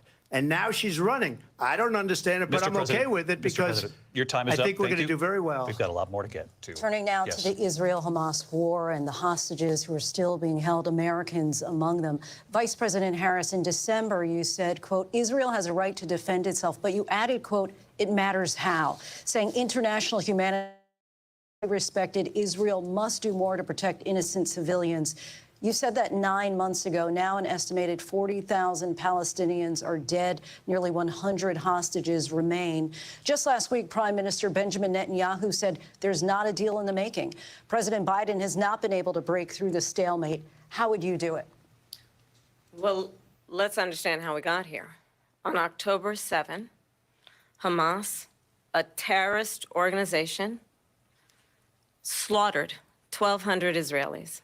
Many of them young people who were simply attending a concert. Women were horribly raped. And so absolutely, I said then, I say now, Israel has a right to defend itself. We would. And how it does so matters. Because it is also true, far too many innocent Palestinians have been killed. Children, mothers. What we know is that this war must end. It must end immediately, and the way it will end is we need a ceasefire deal and we need the hostages out. And so we will continue to work around the clock on that. Work around the clock, also understanding that we must chart a course for a two-state solution. And in that solution, there must be security for the Israeli people and Israel, and in equal measure for the Palestinians. But the one thing I will assure you always, I will always give Israel the ability to defend itself, in particular as it relates to Iran and any threat that Iran and its proxies pose to Israel. But we must have a two-state solution where we can rebuild Gaza, where the Palestinians have security, self-determination, and the dignity they so rightly deserve. President Trump, how would you negotiate with Netanyahu and also Hamas in order to get the hostages out and prevent the killing of more innocent civilians in Gaza? If I were president, it would have never started. If I were president, Russia would have never, ever, I know Putin very well, he would have never, and there was no threat of it either, by the way, for 4 years, have gone into Ukraine and killed millions of people when you add it up, far worse than people understand what's going on over there. But when she mentions about Israel, all of a sudden, she hates Israel. She wouldn't even meet with Netanyahu when he went to Congress to make a very important speech. She refused to be there because she was at a sorority party of hers. She wanted to go to the sorority party. She hates Israel. If she's president, I believe that Israel will not exist within 2 years from now. And I've been pretty good at predictions, and I hope I'm wrong about that one. She hates Israel. At the same time, in her own way, she hates the Arab population because the whole place is going to get blown up. Arabs, Jewish people, Israel. Israel will be gone. It would have never happened. Iran was broke under Donald Trump. Now Iran has $300 billion because they took off all the sanctions that I had. Iran had no money for Hamas or Hezbollah or any of the 28 different spheres of terror. And they are spheres of terror, horrible terror. They had no money. It was a big story, and you know it. You covered it very well, actually. They had no money for terror.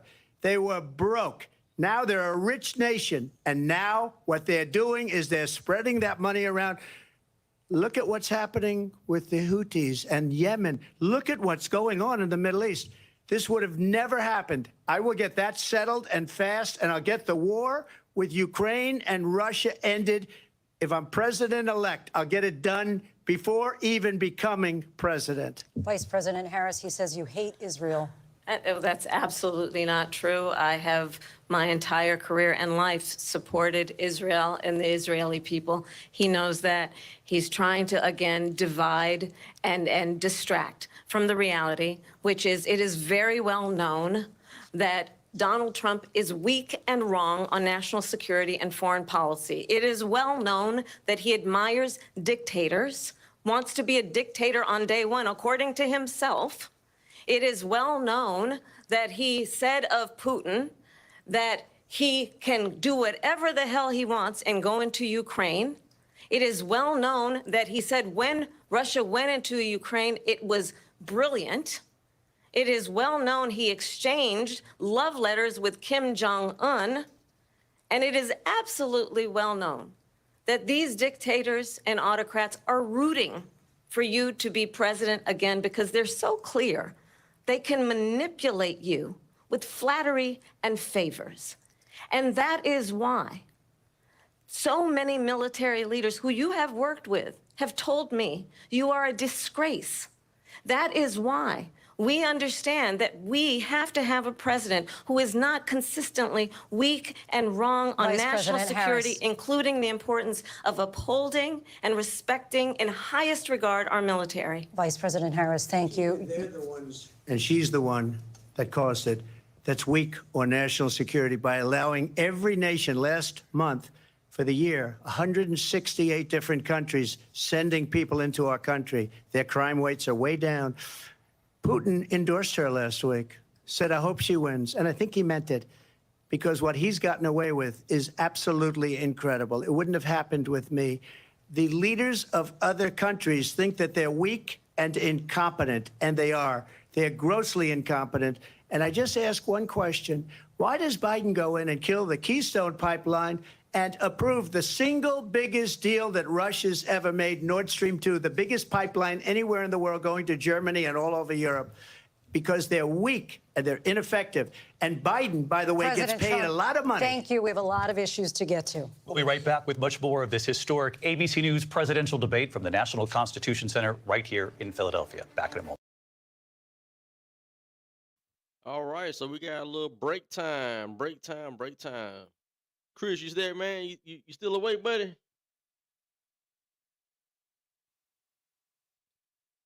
I was waiting for Kamala to start laughing and giggling and whatnot, and she did. She broke out in a little giggle earlier on.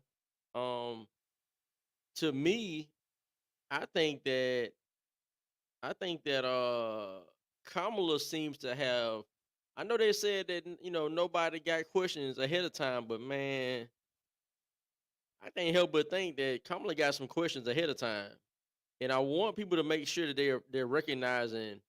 Look how the hosts are talking to Trump versus talking to Kamala. Just notice that, like the questions are more directed at Trump in a negative way. Like they're asking him certain questions about things that happened 5, 7 years ago that he already addressed. I don't know how many times. They're still going back and talking about it. Charlottesville. They're talking about. They mentioned talking about Jan 6 from 2021.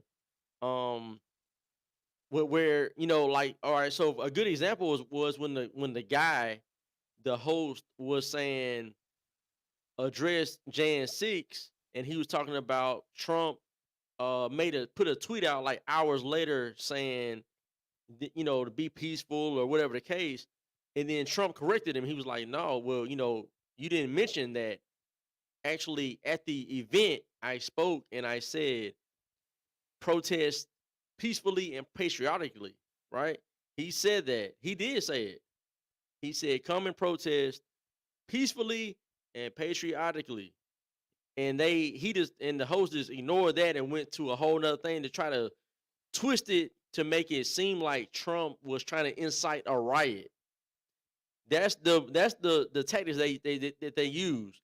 They haven't been that forceful or that aggressive when it comes to Kamala, asking her about the border, asking her about foreign relations. They haven't been the same way, right? There's how many wars that have broke out under the Biden administration. They're not holding her accountable like that. They're holding him accountable for things that there weren't any wars under Trump. They're trying to hold him accountable for Jan 6. Nobody got killed except for, like he said, Ashley Babbitt, all right, a veteran of this country. She was killed by a Capitol Police officer, all right, a rogue officer. All right, the video is out there. None of the other police were actively trying to shoot this lady, but that one officer. One officer did it. Okay, that had nothing to do with any Jan 6 protesters. Okay, none of them killed her. The police officer did it. So they're trying to, they just want to skew everything so that you have this negative view of Trump. They're not holding her the same, accountable the same way. But that's ABC News, man. That's what they're there for, right? They're cheerleading for Kamala. That's what they're here for. But I will say overall, Trump is pretty much holding his own. There's a couple of things, that I think he's going a little too far with. But other than that, he's really hitting home about the border, which I mentioned earlier. I think that's a big part. Got to hit that home. Show Kamala's ineptitude of handling the border. She has dropped the ball tremendously. Highlight that, which he's done, and he has, reflected back and said, look, if I'm president, it's a different situation. And it was a different situation when he was president. The southern border was not wide open like it is right now. We were not having this many issues where you got Springfield, Ohio, people, eating dogs and cats, which is really happening. Of course, the city don't want to admit that, right? No city wants to admit that, but that's all over social media. People talking about that. Colorado, you got Venezuelan gangs taking over apartments, making Americans move out because they're extorting the property managers and all that kind of stuff. The landlords, that's going on. I mean, look, you got so much going on that's verified. The local news are talking about it, are highlighting these issues. But here you see ABC News trying to like gloss over it as if it's not a real thing. These are real things. These are real issues that are really happening right now. But that's ABC News doing what ABC News is supposed to do. They're supposed to cheerlead for Kamala. period. Let's see what they're talking about right now. ABC News presidential debate tonight. We're going to continue here, and I want to turn to the war in Ukraine. We're now 2.5 years into this conflict. Mr. President, it has been the position of the Biden administration that we must defend Ukraine from Russia, from Vladimir Putin, to defend their sovereignty, their democracy, that it's in America's best interest to do so, arguing that if Putin wins, he may be emboldened to move even further into other countries. You have said you would solve this war in 24 hours. You said so just before the break tonight. How exactly would you do that? And I want to ask you a very simple question tonight. Do you want Ukraine to win this war? I want the war to stop. I want to save lives that are being uselessly, people being killed by the millions. It's the millions. It's so much worse than the numbers that you're getting, which are fake numbers. Look, we're in for 250 billion or more because they don't ask Europe, which is a much bigger beneficiary to getting this thing done than we are. They're in for $150 billion less because Biden and you don't have the courage to ask Europe like I did with NATO. They paid billions and billions, hundreds of billions of dollars when I said, either you pay up or we're not going to protect you anymore. So that's maybe one of the reasons they don't like me as much as they like weak people. But you take a look at what's happening. We're in for 250 to 275 billion. They're into 100 to 150. They should be forced to equalize. With that being said, I want to get the war settled. I know Zelensky very well, and I know Putin very well. I have a good relationship, and they respect your president, okay? They respect me. They don't respect Biden. How would you respect him? Why? For what reason? He hasn't even made a phone call in 2 years to Putin, hasn't spoken to anybody. They don't even try and get it. That is a war that's dying to be settled. I will get it settled before I even become president. If I win, when I'm president-elect, and what I'll do is I'll speak to one, I'll speak to the other, I'll get them together. That war would have never happened. And in fact, when I saw Putin after I left, unfortunately left because our country has gone to hell. But after I left, when I saw him building up soldiers, he did it after I left. I said, oh, he must be negotiating. It must be a good, strong point of negotiation. Well, it wasn't, because Biden had no idea how to talk to him. He had no idea how to stop it. And now you have millions of people dead, and it's only getting worse, and it could lead to World War III. Don't kid yourself, David. We're playing with World War III, and we have a president that we don't even know if he's... Where is our president? We don't even know if he's a president. And just to clarify they here... threw him out of a campaign like a dog. We don't even know. Is he our president?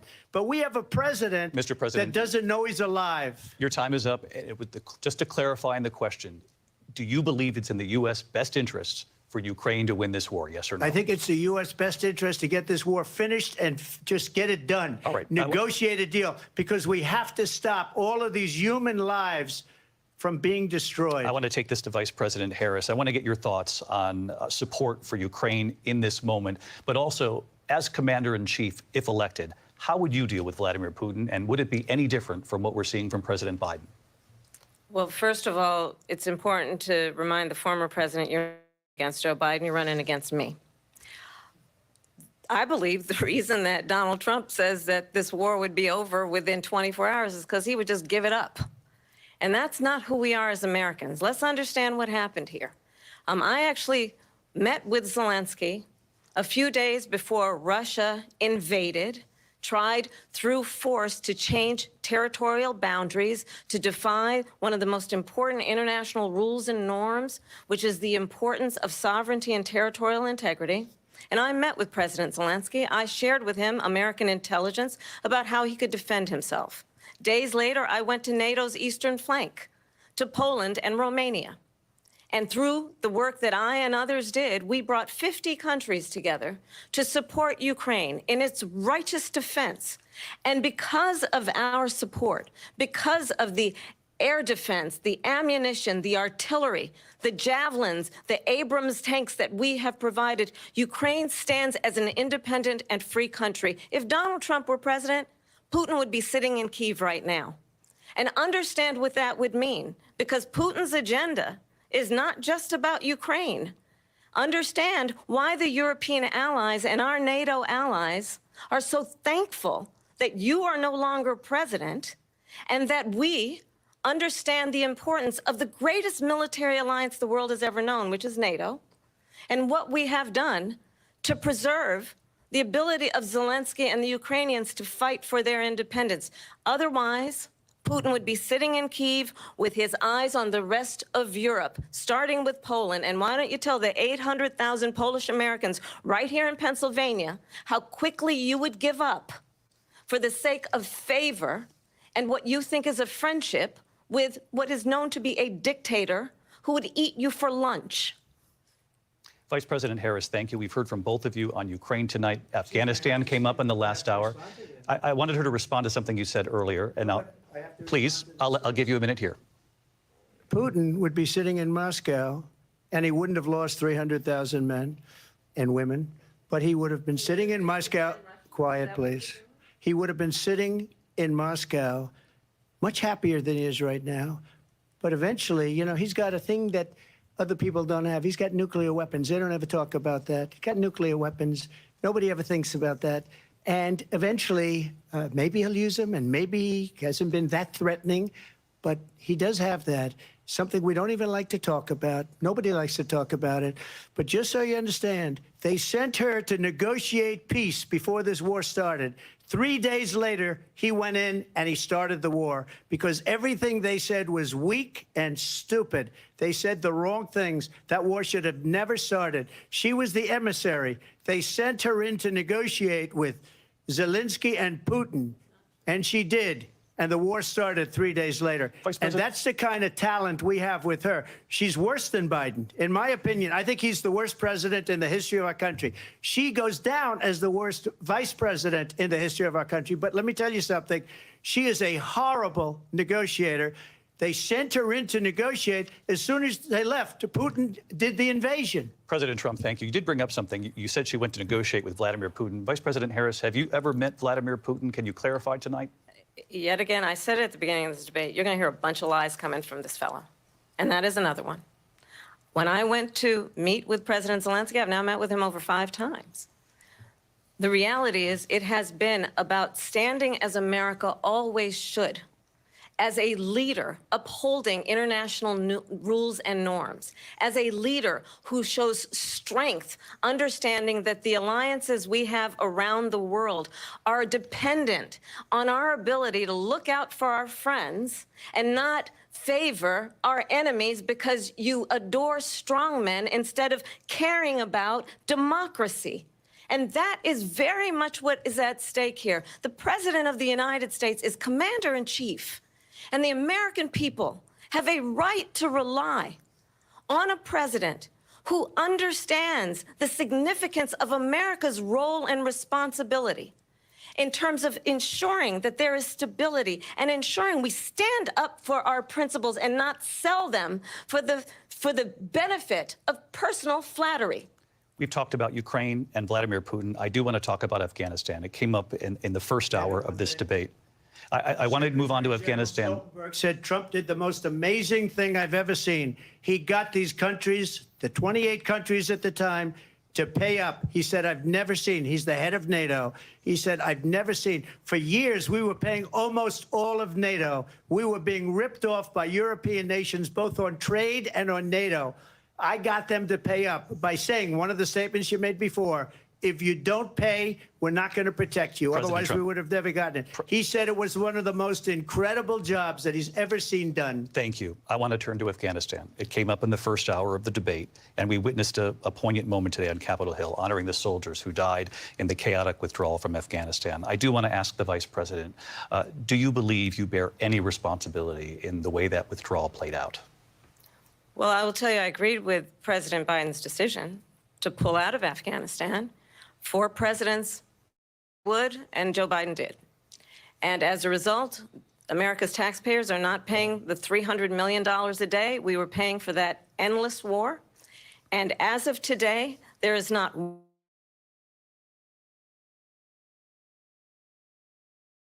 one member of that zone in any war zone around the world, the first time this century. But let's understand how we got to where we are. Donald Trump, when he was president, negotiated one of the weakest deals you can imagine. He calls himself a deal maker. Even his national security advisor said it was a weak, terrible deal. And here's how it went down. He bypassed the Afghan government. He negotiated directly with a terrorist organization called the Taliban. The negotiation involved the Taliban getting 5,000 Taliban terrorists released. And get this, and the president at the time invited the Taliban to Camp David, a place of storied significance for us as Americans, a place where we honor the importance of American diplomacy, where we invite and receive respected world leaders. And this former president, as president, invited them to Camp David because he does not, again, appreciate the role and responsibility of the President of the United States to be commander-in-chief with a level of respect. And this gets back to the point of how he has consistently disparaged and demeaned members of our military, fallen soldiers, and the work that we must do to uphold the strength and the respect of the United States of America around the world. Vice President Harris, thank you. President Trump, your response to her saying that you began the negotiations with the Taliban. So if you take a look at that period of time, the Taliban was killing our soldiers, a lot of them, with snipers. And I got involved with the Taliban because the Taliban was doing the killing. That's the fighting force within Afghanistan. They don't bother doing that because, you know, they deal with the wrong people all the time. But I got involved. And Abdul is the head of the Taliban. He is still the head of the Taliban. And I told Abdul, don't do it anymore. You do it anymore, you're going to have problems. And he said, why do you send me a picture of my house? I said, you're going to have to figure that out, Abdul. And for 18 months, we had nobody killed. We did have an agreement negotiated by Mike Pompeo. It was a very good agreement. The reason it was good, it was we were getting out. We would have been out faster than them, but we wouldn't have lost the soldiers. We wouldn't have left many Americans behind, and we wouldn't have left $85 billion worth of brand new, beautiful military equipment behind. And just to finish, they blew it. The agreement said you have to do this, this, this, this, this, and they didn't do it. They didn't do it. The agreement was terminated by us because they didn't do what they were supposed to do. I want to move on. And these people did the worst withdrawal and, in my opinion, the most embarrassing moment in the history of our country. And by the way, that's why Russia attacked Ukraine, because they saw how incompetent she and her boss are. President Trump, thank you. I want to move on now to race and politics in this country. Mr. President, you recently said of Vice President Harris, quote, I didn't know she was black until a number of years ago when she happened to turn black, and now she wants to be known as black. I want to ask a bigger picture question here tonight. Why do you believe it's appropriate to weigh in on the racial identity of your opponent? I don't, and I don't care. I don't care what she is. I don't care. You make a big deal out of something, I couldn't care less. Whatever she wants to be is okay with me. But those were your words, so I'm asking. I don't know. I mean, all I can say is I read where she was not black, that she put out, and I'll say that. And then I read that she was black, and that's okay. Either one was okay with me. That's up to her. That's up to her. Vice President Harris, your thoughts on this? I think it's, I mean, honestly, I think it's a tragedy that we have someone who wants to be president who has consistently, over the course of his career, attempted to use race to divide the American people. You know, I do believe that the vast majority of us know that we have so much more in common than what separates us, and we don't want this kind of approach that is just constantly trying to divide us, and especially by race. And let's remember how Donald Trump started. He was land, he owned buildings, and he was investigated because he refused to rent property to black families. Let's remember, this is the same individual who took out a full-page ad in the New York Times calling for the execution of 5 young black and Latino boys who were innocent, the Central Park 5. Took out a full-page ad calling for their execution. This is the same individual who spread birther lies about the first black president of the United States. And I think the American people want better than that, want better than this, want someone who understands, as I do, I travel our country. We see in each other a friend. We see in each other a neighbor. We don't want a leader who is constantly trying to have Americans point their fingers at each other. I meet with people all the time who tell me, can we please just have discourse about how we're going to invest in the aspirations and the ambitions and the dreams of the American people?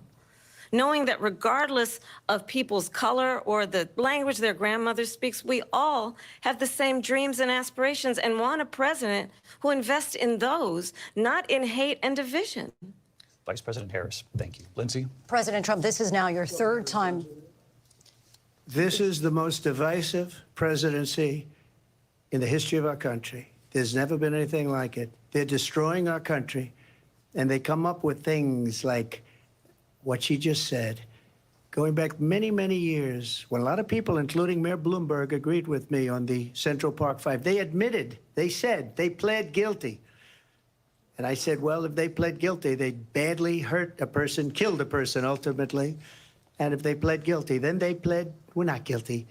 But this is a person that has to stretch back years, 40, 50 years ago, because there's nothing now. I built one of the greatest economies in the history of the world, and I'm going to build it again. It's going to be bigger, better, and stronger. But they're destroying our economy. They have no idea what a good economy is. Their oil policies, every single policy. And remember this, she is Biden. You know, she's trying to get away from Biden. I don't know the gentleman, she says. She is Biden. The worst inflation we've ever had, a horrible economy because inflation has made it so bad, and she can't get away with that. Thank you. Your time is up. I want to respond to that, though. I want to just respond briefly. Clearly, I am not Joe Biden, and I am certainly not Donald Trump. And what I do offer is a new generation of leadership for our country, one who believes in what is possible, one who brings a sense of optimism about what we can do instead of always disparaging the American people. I believe in what we can do to strengthen our small businesses, which is why I have a plan. Let's talk about our plans and let's compare the plans. I have a plan to give startup businesses $50,000 tax deduction, to pursue their ambitions, their innovation, their ideas, their hard work. I have a plan, $6,000 for young families for the first year of your child's life to help you in that most critical stage of your child's development. I have a plan that is about allowing people to be able to pursue what has been fleeting in terms of the American dream by offering a help with down payment of $25,000 assistance for first-time home buyers. That's the kind of conversation, I believe, David, that people really want tonight, as opposed to a conversation that is constantly about belittling and name-calling. Let's turn the page Vice President and move Harris, forward. thank you. Let's turn to policy. President Let's Trump, turn back we to have policy. to move on. President Trump. Let's turn to policy, She has please. a plan to defund the police. She has a plan to confiscate everybody's gun. President Trump, she we has do a have to plan move to on to not other allow issues. fracking in Pennsylvania or anywhere else. Okay. Thank That's you, Mr. what her President. plan is until just recently. I just need Lindsay, to go ahead. respond President because Trump, no, the President former Trump. president has No, said I'm something sorry. twice that I need to No, respond to. I'm sorry. We're I just going need to move respond on, Vice one President time Harris. to what he has President said Trump, this multiple is times. now your Yes. third time running for president. You have long vowed to repeal and replace the Affordable Care Act, also known as Obamacare. You have failed to accomplish that. You now say you're going to keep Obamacare, quote, unless we can do something much better. Last month, you said, quote, we're working on it. So tonight, 9 years after you first started running, do you have a plan, and can you tell us what it is? Obamacare was lousy health care, always was. It's not very good today. And what I said, that if we come up with something, and we are working on things, we're going to do it and we're going to replace it. But remember this, I inherited Obamacare because Democrats wouldn't change it. They wouldn't vote for it. They were unanimous. They wouldn't vote to change it. If they would have done that, we would have had a much better plan than Obamacare. But the Democrats came up. They wouldn't vote for it. I had a choice to make when I was president. Do I save it and make it as good as it can be, never going to be great, or do I let it rot? And I felt I had an obligation, even though politically it would have been good to just let it rot and let it go away. I decided, and I told my people, the top people, and they're very good people. I have a lot of good people in that administration. We read about the bad ones. We had some real bad ones, too, and so do they. They have really bad ones. The difference is they don't get rid of them. But let me just explain. I had a choice to make. Do I save it and make it as good as it can be, or do I let it rot? And I saved it. I did the right thing. But it's still never going to be great, and it's too expensive for people. And what we will do is we're looking at different plans. If we can come up with a plan that's going to cost our people, our population, less money and be better health care than Obamacare, then I would absolutely do it. But until then, I'd run it as good as it can be run. So just a yes or no, you still do not have a plan? I have concepts of a plan. I'm not president right now. But if we come up with something, I would only change it if we come up with something that's better and less expensive. And there are concepts and options we have to do that. And you'll be hearing about it in the not-too-distant future. Vice President Harris, in 2017, you supported Bernie Sanders' proposal to do away with private insurance and create a government-run healthcare system. 2 years later, you proposed a plan that included a private insurance option. What is your plan today? Well, first of all, I absolutely support, and over the last 4 years as vice president, private health care options. But what we need to do is maintain and grow the Affordable Care Act. But I'll get to that, Lindsay. I just need to respond to a previous point that the former president has made. I've made very clear my position on fracking. And then this business about taking everyone's guns away. Tim Walz and I are both gun owners. We're not taking anybody's guns away. So stop with the continuous lying about this stuff.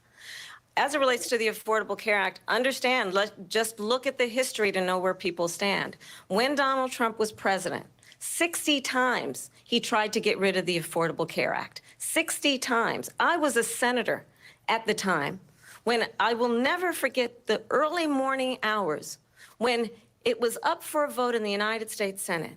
And the late, great John McCain, who you have disparaged as being you don't like him, you said, at the time because he got caught. He was an American hero. The late, great John McCain, I will never forget that night, walked onto the Senate floor and said, no, you don't.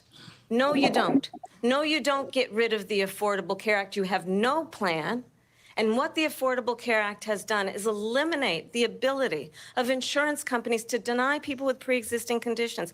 I don't have to tell the people watching tonight, you remember what that was like? Remember when an insurance company could deny if a child had asthma, if someone was a breast cancer survivor, if a grandparent had diabetes? And thankfully, as I've been vice president and we over the last 4 years have strengthened the Affordable Care Act, we have allowed for the first time Medicare to negotiate drug prices on behalf of you, the American people. Donald Trump said he was going to allow Medicare to negotiate drug prices. He never did. We did. And now we have capped the cost of insulin at $35 a month. Since I've been vice president, we have capped the cost of prescription medication for seniors at $2,000 a year. And when I am president, we will do that for all people, understanding that the value I bring to this is that access to health care should be a right and not just a privilege of those who can afford it. And the plan has to be to strengthen the Affordable Care Act, not get rid of it. Vice Past President prologue Harris, thank in terms you. of where Donald Trump stands on that. I want to move to an issue that's important for a lot She made a mistake. Number one, John McCain fought Obamacare for 10 years. But it wasn't only him. It were all of the Democrats that kept it going. And you know what? We can do much better than Obamacare, much less money. But she won't improve private insurance for people, private medical insurance. That's another thing she doesn't want to get. People are paying privately for insurance that have worked hard and made money, and they want to have private. She wants everybody to be on government insurance where you wait 6 months for an operation that you need immediately. President Trump, thank you. We have another issue that we'd like to get to that's important for a number of Americans, in particular younger voters, and that's climate change. President Trump, with regard to the environment, you say that we have to have clean air and clean water. Vice President Harris, you call climate change an existential threat. The question to you both tonight is, what would you do to fight climate change? And Vice President Harris, we'll start with you. 1 minute for you each. Well, the former president had said that climate change is a hoax.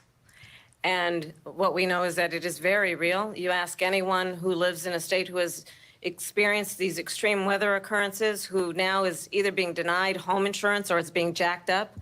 You ask anybody who has been the victim of what that means in terms of losing their home, having nowhere to go. We know that we can actually deal with this issue. The young people of America care deeply about this issue. And I am proud that as vice president over the last 4 years, we have invested $1 trillion in a clean energy economy, while we have also increased domestic gas production to historic levels. We have created over 800,000 new manufacturing jobs while I have been vice president.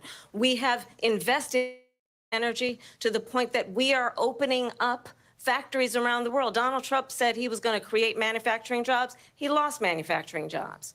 And I'm also proud to have the endorsement of the United Auto Workers and Sean Fain, who also know that part of building a clean energy economy includes investing in American-made products, American automobiles. It includes growing what we can do around American manufacturing and opening up auto plants, not closing them like happened under Donald Trump. Vice President Harris, thank you. That didn't happen under Donald Trump. Let me just tell you, they lost 10,000 manufacturing jobs this last month. It's going, they're all leaving. They're building big auto plants in Mexico, in many cases owned by China. They're building these massive plants, and they think they're going to sell their cars into the United States because of these people. What they have given to China is unbelievable. But we're not going to let that. We'll put tariffs on those cars so they can't come into our country, because they will kill the United Auto Workers and any auto worker, whether it's in Detroit or South Carolina or any other place. What they've done to business and manufacturing in this country is horrible. We have nothing because they refuse. You know, Biden doesn't go after people because supposedly China paid him millions of dollars. He's afraid to do it. Between him and his son, they get all this money from Ukraine. They get all this money from all of these different countries. And then you wonder, why is he so loyal to this one, that one, Ukraine, China? Why is he? Why did he get $3.5 million from the mayor of Moscow's wife? Why did she pay him $3.5 million? This is a crooked administration, and they're selling our country down the tubes. President Trump, thank you. Thank you. We'll be right back with closing statements from both of our candidates. An historic night, this ABC News presidential debate.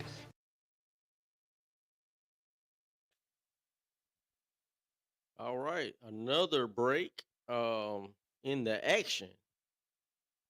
It's kind of heating up a little bit. I mean, it kind of Yeah. heated up and then it kind of died down a little bit, man. What you think about it, Chris? I mean, man, she's performed better than I expected. I thought it would be a complete meltdown. So, despite, even though she had help from the moderators, I mean, like you pointed out, where they're talking to Trump and cut Trump off several times. They've had stuff, he make a comment, this isn't true, but they didn't do any of that to her. And 100% of the stuff she said factual. So it was definitely been one-sided, but yeah, she did better than what I thought she would do. What do you think? Man, it seemed like to me like she's got these questions ahead of time, man, or she got like a little earpiece in her ear or something, because she got that long hair. Look, I wouldn't put it past, because especially in the last about 15 minutes, there was some things that she was saying that I'm like, where did that come from? Like, she got real specific about some things. I'm like, somebody had to give her some information, because she has not been that detailed until they were talking about, I want to say it was about, well, once they got to talking about the race, they went to race and identity, and then she started mentioning certain things that Trump did in the past, talking about the the whole the renting the apartments or whatever, that he got sued or whatever they try to push out there, Mhm. that he didn't want black folks living in his apartments. She was getting real like she was just naming things. I'm like, she got some information from somewhere, because where'd that come from? But the whole Central Park Five, like, they just keep regurgitating and recycling the same talking points from like 7 years ago. These are things that they was talking about 7 years ago about Trump, and she just mentioning the same things all over again, like it's something That's a new. good point. That because this stuff right here, like she said, how about McCain? People aren't like they've already heard that. I don't know how effective that's going to be, just regurgitating it. I mean, we'll see. But they're going to build this up and continue to win for voters. I know they're going to do that. Yeah. But it's just funny to me how they're giving her these questions, and then she's answering them in a very emotional way. Like when she was talking about, I want to push the country forward. It's not about our color shouldn't really matter, and it's about pushing the country in a positive direction. And we all are dealing with life, and it's like, but when y'all talk about politics and talk about Trump, y'all attack his supporters. Y'all are the Right. dividers. Y'all focus on color and gender and all of this type of stuff. Like, that's what y'all do full time. Yeah. Nailed it. That's their. I mean, they do, man. It's all about that. And then when you point out like the DEI candidate, then it's uh, they crop out. I mean, I'm sure you picked up on that. I mean, 'cause I wrote a piece on that. Like, look, the thing was to get a candidate who fit that mode. Then mission accomplished. Then what's the complaint? Yeah, man. Uh, oh man. I'm wondering how they're gonna finish this thing up.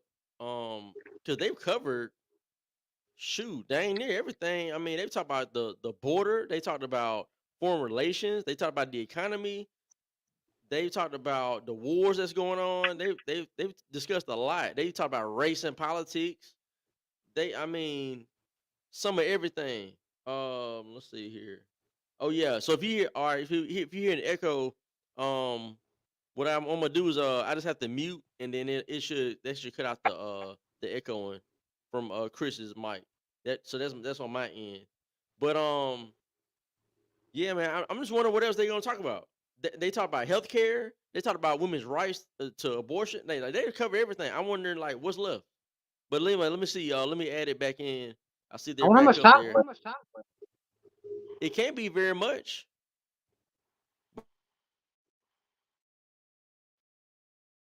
Very, very different visions for our country. One that is focused on the future, and the other that is focused on the past, and an attempt to take us backward. But we're not going back.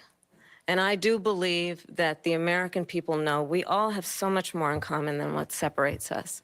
And we can chart a new way forward.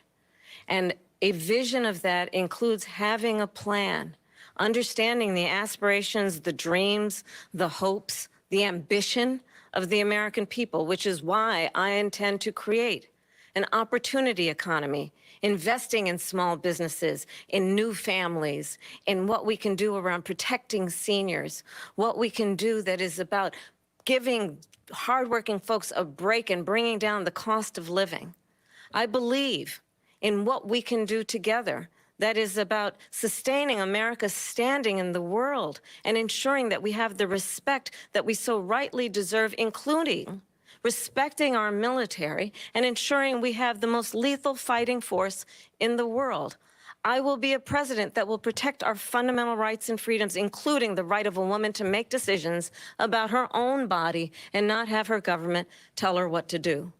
I'll tell you, I started my career as a prosecutor. I was a DA, I was an attorney general, a United States senator, and now vice president. I've only had one client, the people. And I'll tell you, as a prosecutor, I never asked a victim or a witness, are you a Republican or a Democrat? The only thing I ever asked them, are you okay? And that's the kind of president we need right now. Someone who cares about you and is not putting themselves first. I intend to be a president for all Americans and focus on what we can do over the next 10 and 20 years to build back up our country by investing right now in you, the American people. Vice President Harris, thank you. President Trump? So she just started by saying she's going to do this, she's going to do that, she's going to do all these wonderful things. Why hasn't she done it? She's been there for 3.5 years. They've had 3.5 years to fix the border. They've had 3.5 years to create jobs and all the things we talked about. Why hasn't she done it? She should leave right now, go down to that beautiful White House, go to the Capitol, get everyone together and do the things you want to do, but you haven't done it and you won't do it because you believe in things that the American people don't believe in. You believe in things like we're not going to frack. We're not going to take fossil fuel. We're not going to do things that are going to make this country strong, whether you like it or not. Germany tried that, and within 1 year, they were back to building normal energy plants. We're not ready for it. We can't sacrifice our country for the sake of bad vision. But I just ask one simple question. Why didn't she do it? Failing nation. We're a nation that's in serious decline. We're being laughed at all over the world. All over the world, they're laughed. I know the leaders very well. They're coming to see me. They call me. We're laughed at all over the world. They don't understand what happened to us as a nation. We're not a leader. We don't have any idea what's going on. We have wars going on in the Middle East. We have wars going on with Russia and Ukraine. We're going to end up in a third world war, and it'll be a war like no other because of nuclear weapons, the power of weaponry. I rebuilt our entire military. She gave a lot of it away to the Taliban. She gave it to Afghanistan. What these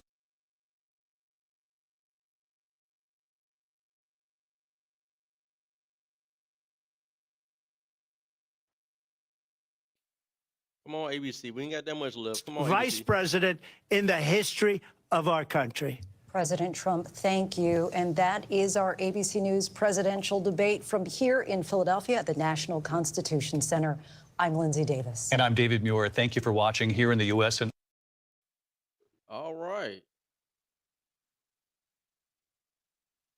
All right. So that's it. That's a wrap. What's your thoughts on it, man? I mean, as much as I hate to say it, I think she had a good night. Yeah, I I mean, think it was I think it was. There were certain topics that I think she really spoke to her base for sure.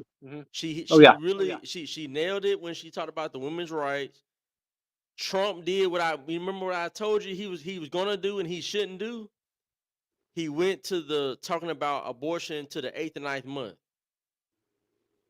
Yeah. Although that's true, that's a reality of Governor man, what's the guy in Virginia? My guy Loser put it in the chat earlier. He told me who it was, but the former governor of Virginia. He McCullough, McCullough, that's it, McCullough. I think that's the name. So yeah, he was definitely for abortion up to the 9th month. And if the baby was born, they were willing to let the baby die and not give it any type of medical help. All right, that's a real thing. But what happens is what she's going to do is just laugh it off as she did and was like, that's ridiculous, right? And so a lot of people who may be on the fence on this issue or who to trust, they're going to lean that, oh, there's no way that they would, really believe that they want to kill babies at 8-9 months, right? So to me, he shouldn't have gone to that point. He should have left it right there where he was saying, look, which he did hit at home. Hey, he was for. Oh man, I lost my guy. But what I'm saying is, Trump should have left it at when he was saying he's for if a woman's raped or there was incest or something, he should have just left it right there rather than going to talking about the 9th month and all that. to show the difference. He should have just kept it real streamlined. But one thing he likes to do is he likes to go to the extreme on certain points. He doesn't have to do all that. You know what I'm saying? Like the people like me, I'm rocking with him. I get what he's saying. I'm right there with him. But most Americans are not going to necessarily agree with that part. They might think he's lying on that, although he's not. So to me, he kind of went overboard with it. There was a few cases that I think he just went a little bit too far on certain topics. He should have toned it down just a little bit. I think that let's see here. Okay, real quick, loser. Thank you for that. Thank you for that. I was trying to find the guy's name real quick in the chat, and I couldn't find it. Ralph Northam. That was the Virginia that was for aborting babies up to the 9th month, and even if they were born, they would just let them die. Okay, let the baby die as if it was never born to begin with. That was Ralph Northam. All right, so I want to make sure that I clear that up. Thank you, loser, for putting that in the chat. So like I said, I think that Kamala. What's up, man? You back? I think that Kamala, she was strong on that when it came to the women's rights. I think she spoke to her base for the most part. I think when they toward the end when they talked about race and politics, I think she hit it home. I think the people who again are her base, I think that they're going to ride with her on what she was saying. What she was saying was what Republicans say. We don't care about race, and Trump even said it. I don't care what you are, right? Because she's the one that was an Indian woman forever. She always claimed to be Indian because her mother's Indian. But as soon as she ran for president, all of a sudden she's pushing, I'm black, I'm black. Your dad's not black. He's, if anything, he's Jamaican. They don't claim to be black. They claim to be Jamaican. All right. They don't claim to be black. Like that's an American thing. All right. So you're not black from your dad. You're not black from your Indian mother. How are you black? You know what I'm saying? But see, none of us thought about any of this until she put it out there to the world like, hey, I'm this black woman. I'm running for president. Now we're talking about it, right? The Democrats make sure that everybody knows what their race is, what gender they are, and all that type of stuff. But now she's talking at the debate as if it's no big deal. We're all human beings. We're all Americans. We all have issues. We all are trying to make a better way for ourselves and for our families. She's talking like she's a Republican. I mean, to me, that's the craziest part. How she flipped that on his head real quick, and I'm like, are people going to catch on to what she just did? And I know a few people that did catch on. Somebody in the chat was talking about it. He caught on to it. You know what I'm saying? Chris, if you back on, man, you pop in anytime. But I'm not sure if the connection is any better. But yeah, let me see. Trump should have explained that he was pointing out how she used race to manipulate people. He dropped the ball on that one. Yeah. Because he made it. He let it be known that he doesn't care about her race. She mentioned it, and so then that's why he ended up talking about it. That's what he was trying to say, but he could have really nailed it home. He could have really flipped the script on her and been like, yo, Kamala, you're the one that's making the big deal about the race. Your whole party makes a big deal about race. I don't even talk about race like that in a divisive way where I'm trying to pit the two against each other or any other races against each other. You know what I'm saying? And that's Democrat side. But yeah, I think to her base, she gonna win them over with it. Now, people who are on the fence, not sure about who they want to vote for, I don't know. I don't know about those people. I don't know if they're gonna like really be swayed by that type of rhetoric. Because to me, she didn't really go into too much detail on these topics. She kind of kept it surface level, and she really stayed on Trump's personal side, right? Him being a so-called racist, him being a misogynist against women, him being sued, him being sued for the apartment issue, him being sued by a woman or two talking about he assaulted him, how he was held liable. Although that's not criminal, that's a civil suit.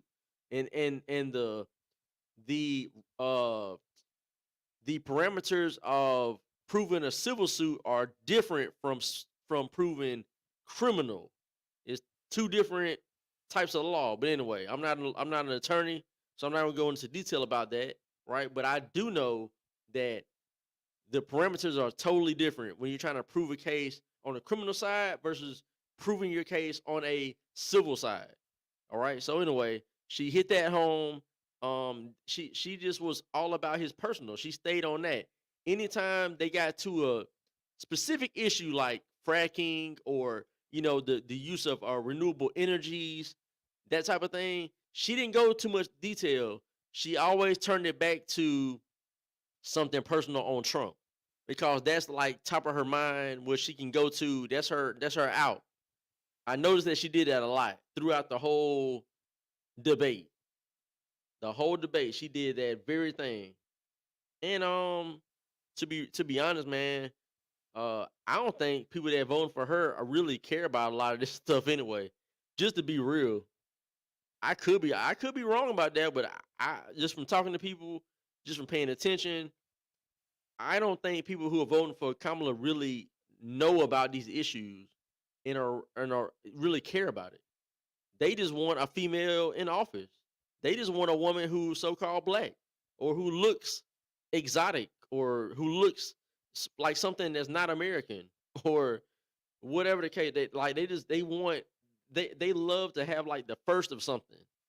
That's all they want. It's like they crave uh the clout of we did it. We put this person in position. Not that it's the best candidate, not that they're gonna really make some great headway in this country and get us back on our feet.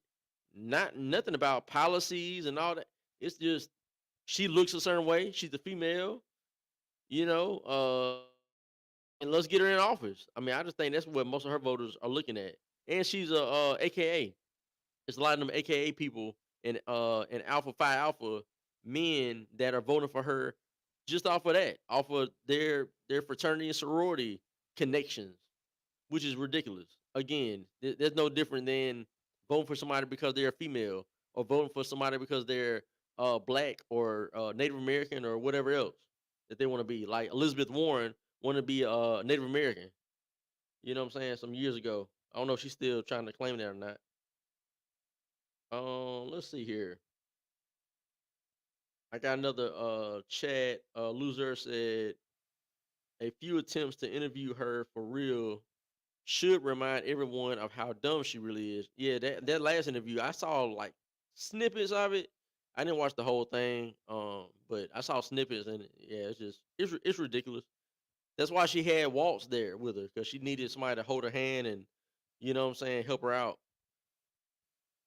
I wish she had done her bad French accent during the debate. Or go country. You know what I'm saying? Sound like she's from Alabama, like she did when she was in Atlanta or wherever that was, Detroit or somewhere. She went and she started talking like she was like the Hillary Clinton 2.0. When Hillary Clinton was like talking about I ain't no ways tired. Y'all remember that whole speech she did? Yeah, that's Kamala did that type of thing in Atlanta or wherever that was that she did a speech. She should have done that here. You know what I'm saying? Gave us a little something to laugh at, but let's see. Yeah, vote. That man said vote for my vagina. That's basically what she's saying. Basically pretty much. Look, yo, she got a vagina, so you gotta vote for her. You know what I'm saying? That's it, man. That's it. That's all it takes. That's all it takes. Is for her to just say, vote for me. I'm a female, and that's it. Wild. Camel to carry his hot sauce in their purse. Man, yeah, man. Look, I think that um I think that I think this election, man, I know a lot of people that are I know a lot of people that are like, they feel pretty confident. They feel pretty confident in Trump to win this. I'm not necessarily like that. I'm not necessarily feeling confident like that. Like I'm really not. I got concerns, man. I mean, I saw what happened in 2020. I can't forget that. You know what I'm saying? Like once you see something, man, you can't unsee it. Once you experience something, you can't unexperience it. Right? You can't go back as if it didn't happen. So I remember what happened in 2020 with all the irregularities and all the fraud and all that type of stuff. I know they're gonna do it again. Why wouldn't they? Chris, you back? Can't hear you, man.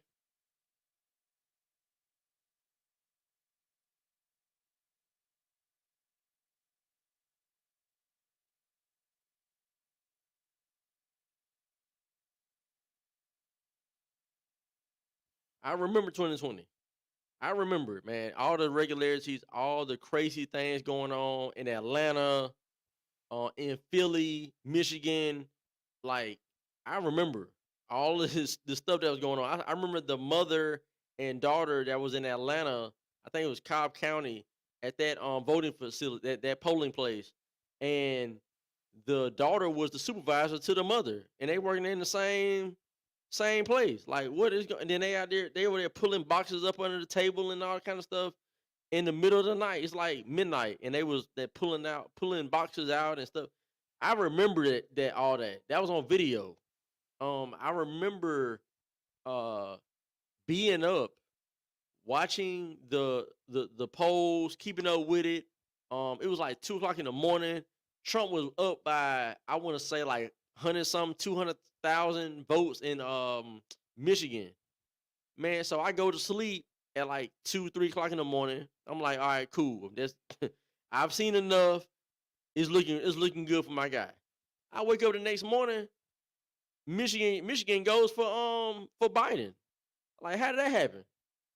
And then I saw the graphs, the graphics where people were showing like, yo, Trump was up here, Biden's down here, and then like in a matter of like 2, 3 hours, all of a sudden there's just like a spike in Biden's numbers, but Trump's don't even go up. They just keep, you know what I'm saying? They level out.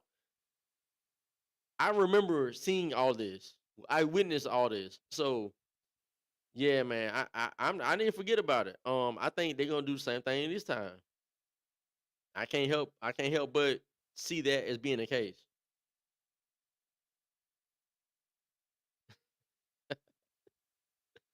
Oh man, wow, man. Yeah, man. I don't know, man. Hey, man, technology, man. It's crazy that we got AI. We have AI on Facebook and YouTube. We got all these AI is coming into everything, right? To help everything be streamlined and everything to be, so much easier on us, right? But then they can't even fix like, like Wi-Fi connections. You can't even what I'm saying, connect to a tower, satellite, whatever the case is for your internet. It's always going out and stuff. Like it's just crazy how certain things are like advancing and then other things are just the same that they've been for the last 20, 30 years. You know what I'm saying? To me, that's crazy. Let's see here. What's up, man? What's up, my guy Jason, man, my bro? She took credit for certain things in the current administration, but tried to separate herself from Biden on other things. Exactly. Exactly.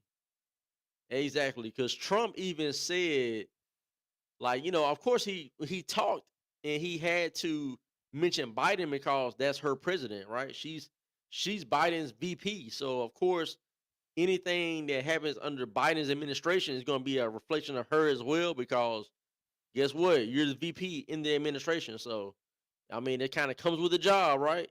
Um if we're all You know what I'm saying? Everybody that's watching right now, if we're all working at a bank, and um somebody in that bank, one of the employees is stealing money, guess who's going to be looked at, right? The assistant manager, the branch manager, the branch manager's manager. Like, they gonna all be looking at everybody. They gonna look at everybody in that branch, and it has affiliation with that branch, to see, why didn't y'all know that this was going on, right? That's how it works, right? Because you're in that situation. So because she's the VP to Biden, Trump was talking in regards to, yo, y'all are dropping the ball on the border. Y'all dropping the ball on foreign relations. Y'all dropping the ball on the economy. Inflation is through the roof. And then what does she do? Like my guy Jason points out, she separates I'm running for president as Kamala Harris, right? AKA Camel Toe. I'm running for president. I'm not Joe Biden. That's a whole nother person. He's got his own, thing going on. I'm doing something different. No, you're not. Everything that you're pushing is a direct reflection of his policies. You're not doing much different at all. You're talking different because you're trying to lie like how he does, lie and say you're not going to push certain things that you are going to push, right? Like, for example, the whole gun issue. They love to say, we're not taking guns, we're not doing that. But yet y'all have said you want to take certain guns, certain type of ammo, certain type of guns. You want people to buy guns in certain ways. Like, they can't use cash, they got to use credit cards, all kind of stuff, so y'all can track these things. Yeah, like, man, it goes so deep, and I just don't think most people are, one, aware of it, and two, I don't think a lot of people just really care about it that deeply. I just, man, this is me. This is me. I'm just being real. That's all I can do, is be real about it. I don't think a lot of people really care. You know what I'm saying? They really don't care. Which is why you've seen society just go in such a radical way, where, I mean, you got LGBT people walking around like it's nothing, right? Kids and men competing as women in sports and stuff, all kind of stuff, man. What's up, Chris? You back? Hey, can you hear me? Hey, can you hear me? Yep, loud and clear. Okay, so a couple things. I thought Trump did good by not, losing his cool on her. He didn't try to bully her. I thought the question when they asked him about, was she black or something, I thought he did a good job of answering that. He didn't go into it, trying to say too much. I thought he did fine trying to stick on policy. Um, it pin her down. She didn't ask her, like they start off the first question and asked her, Trump said, you asked her about, Trump saying you're better off 4 years ago than you were 4 years ago. She didn't address any of that. She went into what she wanted to do with tax credits and all this right here. And everybody, $50,000 for a small business. Well, how does that get, you get that? I mean, is that over years or what? I mean, how do you give somebody a tax credit when they're not paying anything, have not paid anything in? If you're doing a startup small business, you're not paying any money into this tax. How are you getting a tax credit for it?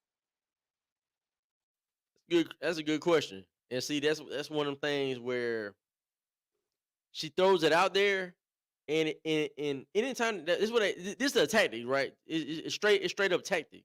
It's nothing that she's really gonna push and do, but she throws it out there because everybody is like, all they hear is, oh, I can get $50,000 to start a business, and I can get this type of tax credit and this type of, but she don't go into no specifics about it, how it gets paid for, how is that allocated, how are you eligible for that? Like, she don't go into any kind of detail about that, but she throws it out there because people are going to be attached to the money part, just like they did with the student loan thing. They said we're going to forgive student loans. Has that happened? No. So, like, they're not forgiving any student loans that they weren't forgiving before Biden. They were forgiving loans for certain people who, if you were like first responders, police, firemen, nurses, doctors, anything like that, in that type of in the healthcare field and whatever, they've been doing forgiveness for that back before Biden.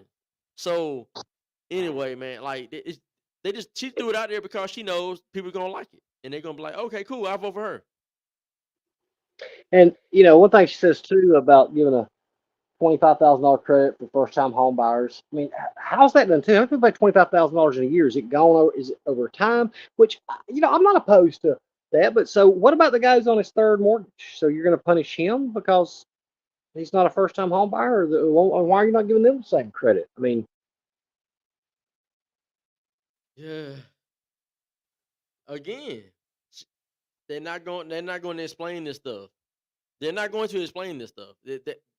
She wants to. She wants to throw out the dollars, the dollar amount, so people hear that, and now they digest that. Oh, okay, she's giving money for this, or she wants to give money for that. That's all that is. It's purely a tactic.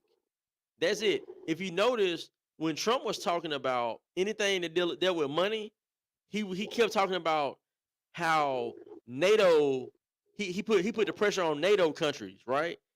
Look, mhm. y'all gonna pay y'all fair share, or y'all not gonna get protection like y'all been getting, right? It's not about money that he just want to hand out to people. He's making money for the country, like for our economy, because we've been hemorrhaging money to protect countries that they don't even pay anything for. Like we're giving them free protection so that they don't Do you know? get ran over by certain countries around the Do you world. know who? You know who first proposed that idea? Who's that? In 1968, that was one of George Wallace's campaign platforms, was make NATO pay their way. Wow, that's interesting. Yeah, I So was. 1968, that's George Wallace. That's Democrat George Wallace.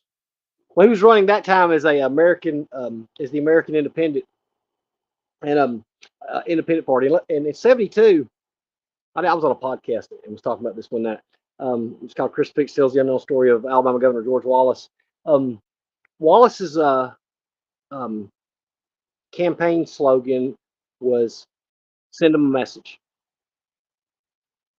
and he was running as an outsider. Um, he was talking about stand up for America. One of his thing he said something. One of his speeches he said, "You better have your time now because when we get in there, you're through." Talking to the insiders. One speech. I remember he was talking about.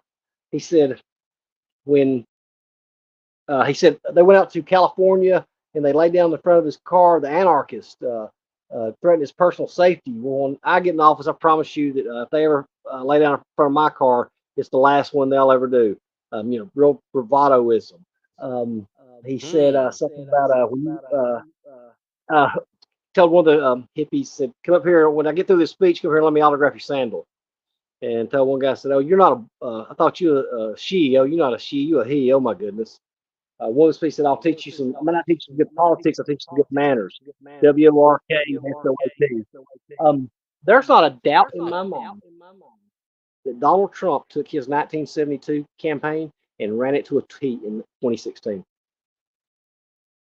I'll send you some clips on when they're scripted, That's and you tell interesting. if, Yeah, that's if you very don't feel if they interesting. sound familiar. Sorry, I didn't mean to get off topic there. Well, I think that another person that was pretty much, I mean, from what I could tell from research, Nixon seemed to be a guy of like straightforward talk. Like he didn't really mince his words very much. Yeah, I would have to look at some of his speeches because I don't really know as far as listening to Nixon. That debate with Kennedy was one that I don't know how much you familiar with all that one where Nixon had a 5 o'clock shadow and didn't wear makeup, and Kennedy did, and just looked horrible. And the people who listened to the debate said that Nixon won. The people who watched it said Kennedy won. I mean, image is so much more sometimes than what the words people are saying, and that's why I'm afraid we're going to spin this night as a huge win for Harris. Yeah, yeah, One thing yeah. that got me, do you notice the facial expressions she was making? Yeah, you talking about when Trump was talking, making certain Mhm. points. Yeah, Yeah, yeah, yeah, yeah, definitely. Yeah. And she was even talking. But see, her mic wasn't picking up, so we at home weren't really hearing all of it. But if you kind of really listen, you can hear her in the background talking. And even Trump called her out and said, "Hey, I'm talking now." He did that several times because she would start talking Yeah, I and thought the trying to mics talk were over supposed to him be and try totally. to interrupt what he was saying. Yeah, I thought they're supposed to be totally muted.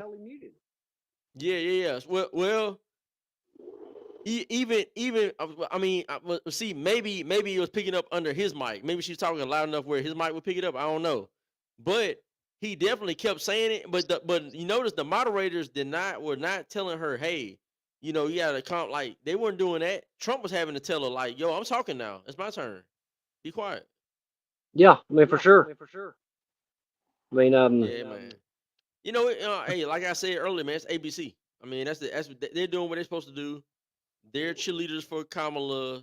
They're going to make sure they create an environment where she is heard and there's not really much challenge, much pushback on anything she was saying. But when it came to Trump, they were hardballing him on questions. The man been talking about Charlottesville happened like in 2018 or something, right? I think They talking about 2017. I Charlottesville. think. Yeah, they talking about Charlottesville and they talking about things. I mean, I'm like, why y'all rehashing things that happened like 6, 7 years ago?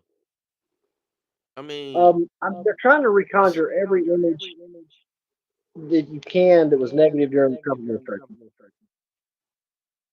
yeah. I mean, I'm asking that question. Of course, that's the thing, right? Because they didn't bring up Kamala's past. You know what I'm saying?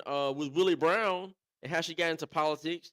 They didn't bring up her on record as a prosecutor when she was putting away men for, as the Democrats say, they're all for decriminalization of marijuana. But yeah, she was locking men up for marijuana possession and selling drugs and all that type of stuff. None of that was mentioned. I ain't hear one people out of that about that from the host. Um, If even the she went to abortion court thing. E- trying so to keep so a even the guy abortion in thing, prison, right? Because Trump mentioned the abortion, right? And going to 8 9 months. He asked her. He said, "So am I lying about the 8 to 9 month thing?" Personally, I don't think he should have went that far with it, but he did. And then did she answer it? She didn't. And guess what? The host didn't do. They didn't even question her on that. They did. They like they didn't even hear it. oh yeah, um, and they didn't talk about. There was one time when she was a prosecutor. She went to court and tried to keep somebody in prison when DNA had exonerated them of a murder. Yep, I remember that. I remember seeing that. That came out when she ran for president. I remember seeing it then when she ran for president in 2019. Came out. Yeah, man, she Yeah, got a lot of dirt. She got a lot of dirt. I mean, you gotta think about it. She was only in the Senate for 2 years before becoming vice president. And she was Attorney General of California. I mean, what? She, she really doesn't have anything to make us to show her what she's for. I mean, did she author any bills in the Senate? I know None, that she said none, she none, was. none that I would say that's worth moving the country forward. If anything, she gonna push things that deal with like women's rights or abortion and things. Like, I mean, if if there's something, I mean, that's probably it. I mean, I know she said something that she was as. I think she was as liberal as Bernie, or she's more liberal than Bernie Sanders. I believe it.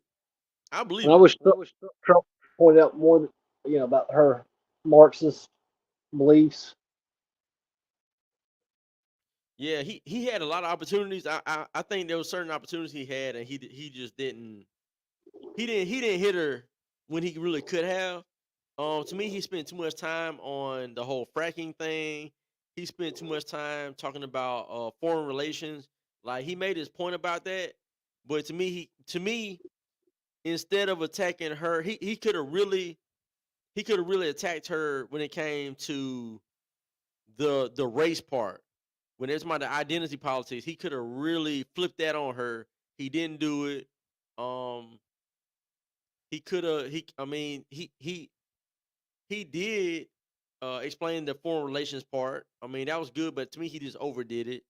Um, when it went to healthcare, he handled that pretty decently about about healthcare, dealing with the Obamacare, how terrible it is, because it is terrible.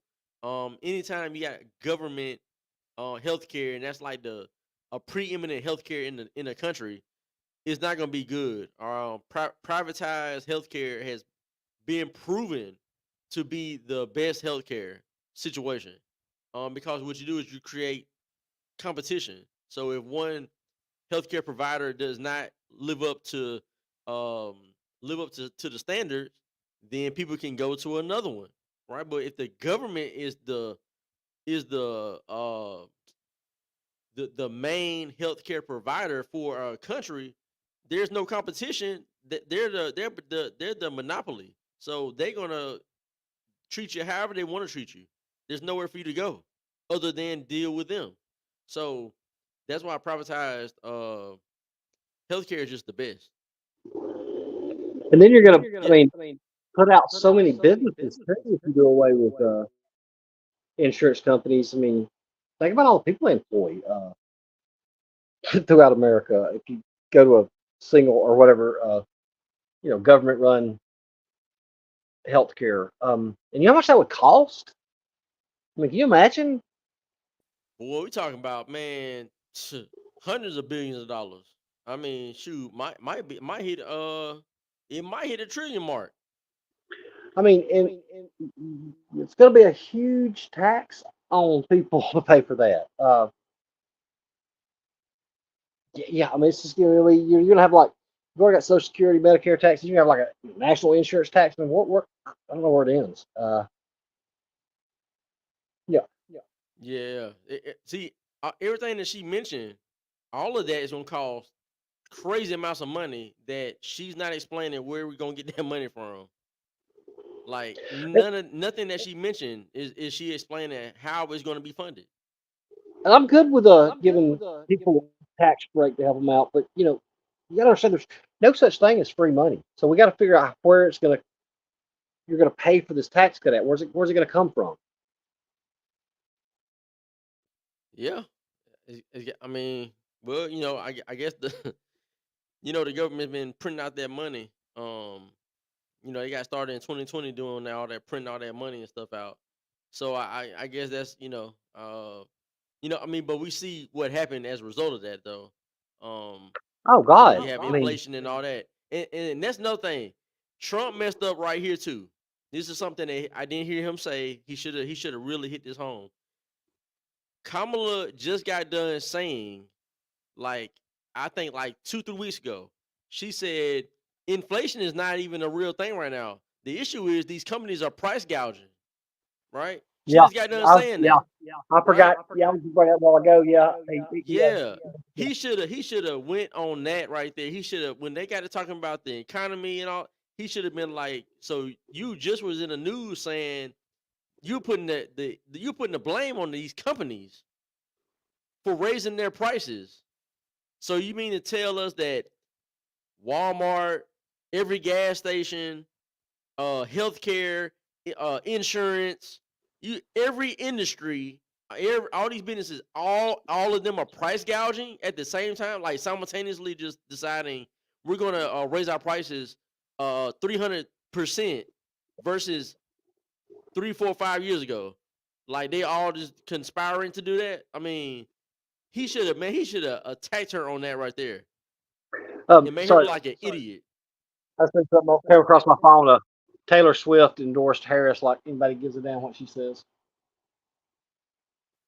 Yeah, I saw. I heard that, and I think Beyonce did too.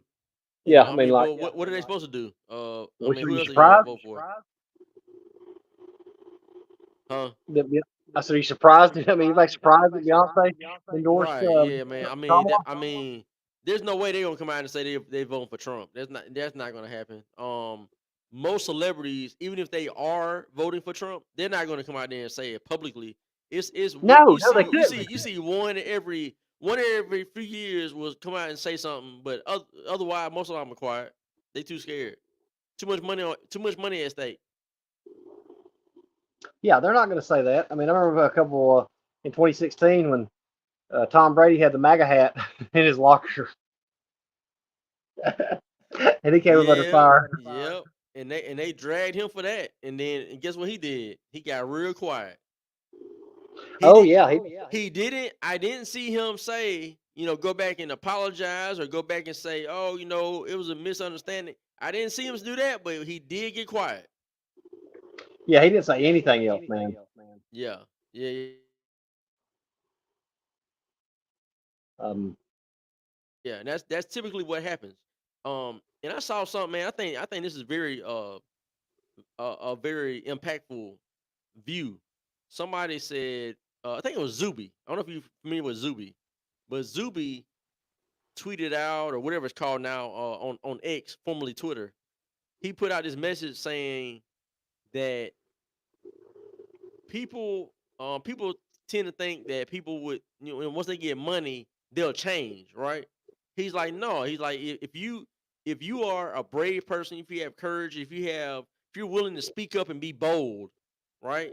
When you're broke, then when you get money, you'll continue being bold and whatever because it's already in you. But if you're a coward, without the money and when you're broke, when you get the money, that's not gonna make you be all of a sudden brave and have courage and be bold. You're still gonna be a coward, but you're gonna be a rich coward. I'm like, man, yo, that's too real. Because people think that when people get money, that's like they've entered into a different realm of like power and like they just don't care and they'll say anything. mhm. No, they get a lot of times they get even more in a bubble where they don't want to mess nothing up. They don't want to push any buttons, step on any toes. None of that. Right. Um, yeah, I'm just waiting to see what the networks are saying, man, and how they spending it. Yeah. Shoot, that's a very good good question. Matter of fact, let me bring in because who is this, Rubio? I think that's Rubio talking. You see that Rubio guy talking right now? Let's see. You got him on? Hold on, I'm finna here you go. Let's go ahead and head over to our chief White House correspondent, Mary Bruce, who's been talking to both campaigns. Mary, your thoughts on what we've been hearing so far from the Harris campaign? Oh, look, they certainly are. So I think that's Rubio that they just had on there. I caught it at the very, very end. But let's see what they're talking about real quick. She did, shine a spotlight on Donald Trump's record, that she was able to articulate her positions and pivot and get under Trump's skin. And look, there's no question she did successfully goad him in many instances. And they feel that she was really successful at that she threw Donald Trump off message. And it does appear, is that Donald Trump there going into the spin room, perhaps, making an entrance there as well? Whit, I know you'll keep an eye on that. Let me know if you need to turn there. But, one of the things that's so interesting is looking ahead now. Where does the Kamala Harris team go? Because so much of this comes down to whether, they can spin this how they want. Trump's team can spin this how he wants. But what it comes down to are those key independent voters. Harris is going to be out there in those key battleground states in the coming days. And they feel this was so successful. They are now asking for a second debate in October, challenging Trump to see if he will accept that debate. Maybe you can shout that question to him there, Whit. And in a final, just, sort of top off the night here, Taylor Swift tweeting out to her 283 million followers that she is now endorsing Kamala Harris. It's going to be something that's hard for Trump to shake off. Hey, Mary, forgive me. Former President Donald Trump is here in the spin room. Whenever there's an audience, we know that the former president likes to be part of it, so he has essentially taken over. And there is a scramble here on the spin room floor. Let's go to Jay O'Brien. I think you're right there in the middle of it. Jay, what's going on? Wait, Donald Trump has just walked into the spin room here. He's walking here. Mr. Trump, we're live on ABC News here, sir. Mr. Trump. I think he's about to talk. Wait, here we go. So we thought it was our best debate ever. It was my best debate ever, I think. and it was very interesting. It showed how weak they are, how pathetic they are, and what they're doing to destroy our country and the border with foreign trade, with everything. And I think it was the best debate I've ever personally that I've had. We're getting polls that show 92 to 6, 88 to 11. We're having a lot of great polls that just came out. They're polls, I guess, phone polls and lots of other polls, but you see the polls. A very important debate. Now, she wants to do another one because she got beaten tonight, but I don't know if we're going to do another one. I wouldn't mind. Did she get into your head tonight, sir? The polls are indicating that we got 90%, 60%, 72%, 71%, and 89%. So the polls are very good, but beyond the polls, I felt very good. I had a good time doing it. I hate to speak about our country so negatively, but that's what happened. They've ruined our country. They've destroyed our country. So I hope you're all having a good time. But it was a very interesting evening. Yeah, go ahead. If you're so confident you won tonight, why are you here? Why not let the performance speak for itself? Well, I think it did, but people said, would I come here? And I made an obligation to a couple of people that I'm going to do their show. But it was I thought it was a great night. Mr. President, you talked. I have no idea. Mr. President, when Republicans are complaining about moderators, does that mean that it wasn't a good night? Were you not prepared? No, I thought the moderators were very unfair, but it basically was 3-on-1. But I thought they were very unfair, the moderators. Everybody did.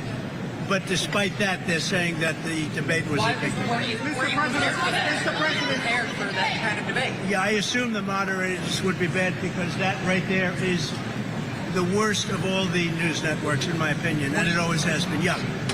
Why won't you commit to a second debate with Kamala Harris if you believe? A second debate because she lost tonight very badly. So they immediately called for a second debate because they lost. So we'll, think about that. But she immediately called for a second. Look, we're looking at polls. We're looking at polls. The worst poll that we've had was 71 that I see. 71% to like 24 or 25%.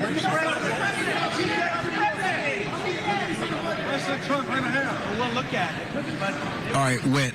So if you still have me, he's walked a little bit away from our camera. Now he's at the edge there. You won't be able to hear him well. But one of the things you did hear was a question just asked by our Catherine Folders asking, why not commit to another debate if you believe that you won? He said he believes he won this debate, but then he was also asked, why be here in the spin room spinning about this debate if it's a debate that you believe was a clean win? We're going to try to get you as close as we can to Donald Trump, but I don't think you're going to be able to hear. Let me try to get my mic in there and see if you can hear Whit if you're still going through my camera here. Yeah, we're listening. Let's see what we can hear.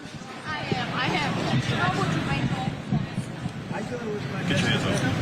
had great debates.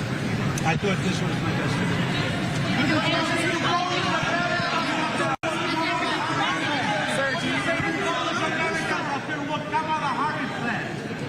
Well, I thought she was not very good tonight. She didn't protect the vice president. He's the office of the vice president, and he certainly.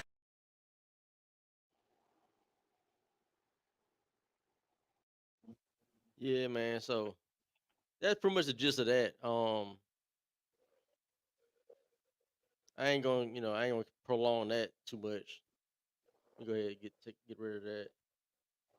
Yeah, they pretty much are just, asking him the same old type of things, man. Trying to put pressure on him and ask him basically slime ball questions, if you ask me. Why are you over here answering questions in the spin room? It's like, I thought that was a good move for him to go out there.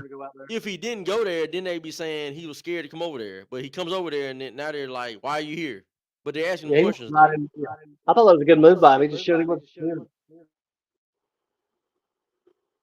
Yeah, I think it's a cool move. I mean, I don't have an issue with him to come over there and doing that.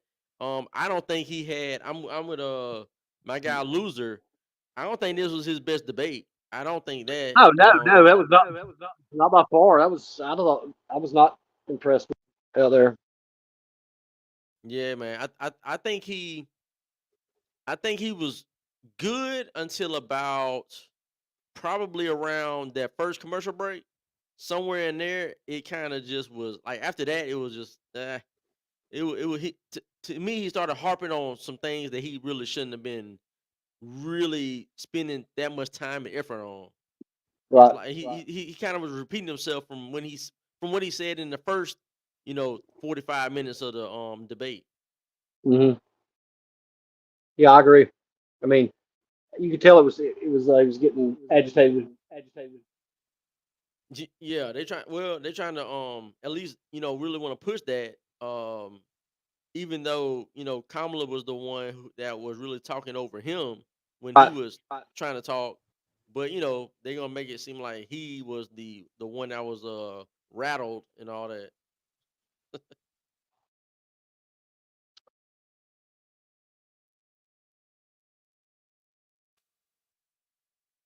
Yep. Hey, he right. Loser said if she had done terrible, she wouldn't be asking for another debate. Yeah. Yep. Yep. Yep. Man, that was I don't know. It wasn't his best debate. That's for sure. It was not his best debate. It just is what it No, not is. at all. So I mean, hey, do you think they're gonna have another debate? I wouldn't if I was him. So like, you don't even think that he even should even think about it? No, because even that, like I said, this was not a great performance by him or his best performance. She looked better than what people expected. People aren't going to remember this in a month. Uh, whatever. We'll see how this affects the race, if at all. But people aren't going to remember this in a month. I wouldn't give her another chance in October to go in front of America and present a positive, or perform well. I would not give her another opportunity for that. Hmm. Hmm. That's yeah. I can kind of see that. I can kind of see that. I don't know. I think that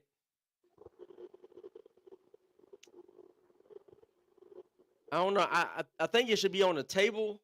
I don't know. I'm not gonna say necessarily he should definitely do another debate with her, but I would leave it on the table as of right now because I mean to be honest with you, they don't have to like really plan it out like that to where he don't have to Yeah, I make a wouldn't decision close it right out. now. I He wouldn't could say wait. no. He could wait till October and then say let's do one like on the 20th or something. Yeah, Um I'd wait and see what the situation is at that point. I wouldn't, say definitely no to it yeah, so right now. yeah, we'll see what happens with that. But there again, I'll be interested. I know you're gonna be on it because you're gonna be looking at these polls to see what's the change come tomorrow later on this week and into next week if this debate even moves the polls. Like how does the numbers change if at all? I mean, what what, what I think is it may short circuit the surge that Donald Trump's been having, but I don't think it's going to really make people switch back. If you look at the thing, there's not many undecideds out there. People have already made their minds up. But what I've seen is her soft support is is strong or is weaker than what Trump is. People won't believe her. It may make those stay with her momentarily. Um, that's why I would just have to see, like I said, what the situation is in October. If she does get stops the surge, and for the next couple of weeks, I still think it's going to trend back to him in October. And if things start trending back his way, if or keep trending away, whatever the trend is in October, I think it's going to start going in his direction. So if we're in this situation, what we are before tonight, where he was trending strongly in his favor, I don't see what he has to gain out of a debate. Right, that's true. Yep, that's true. That's true. And then in the chat he's got why are we hold on, he said man, it's crazy. Um he said Trump should have another debate if it's on a fair platform, not another left wing crap hole like ABC.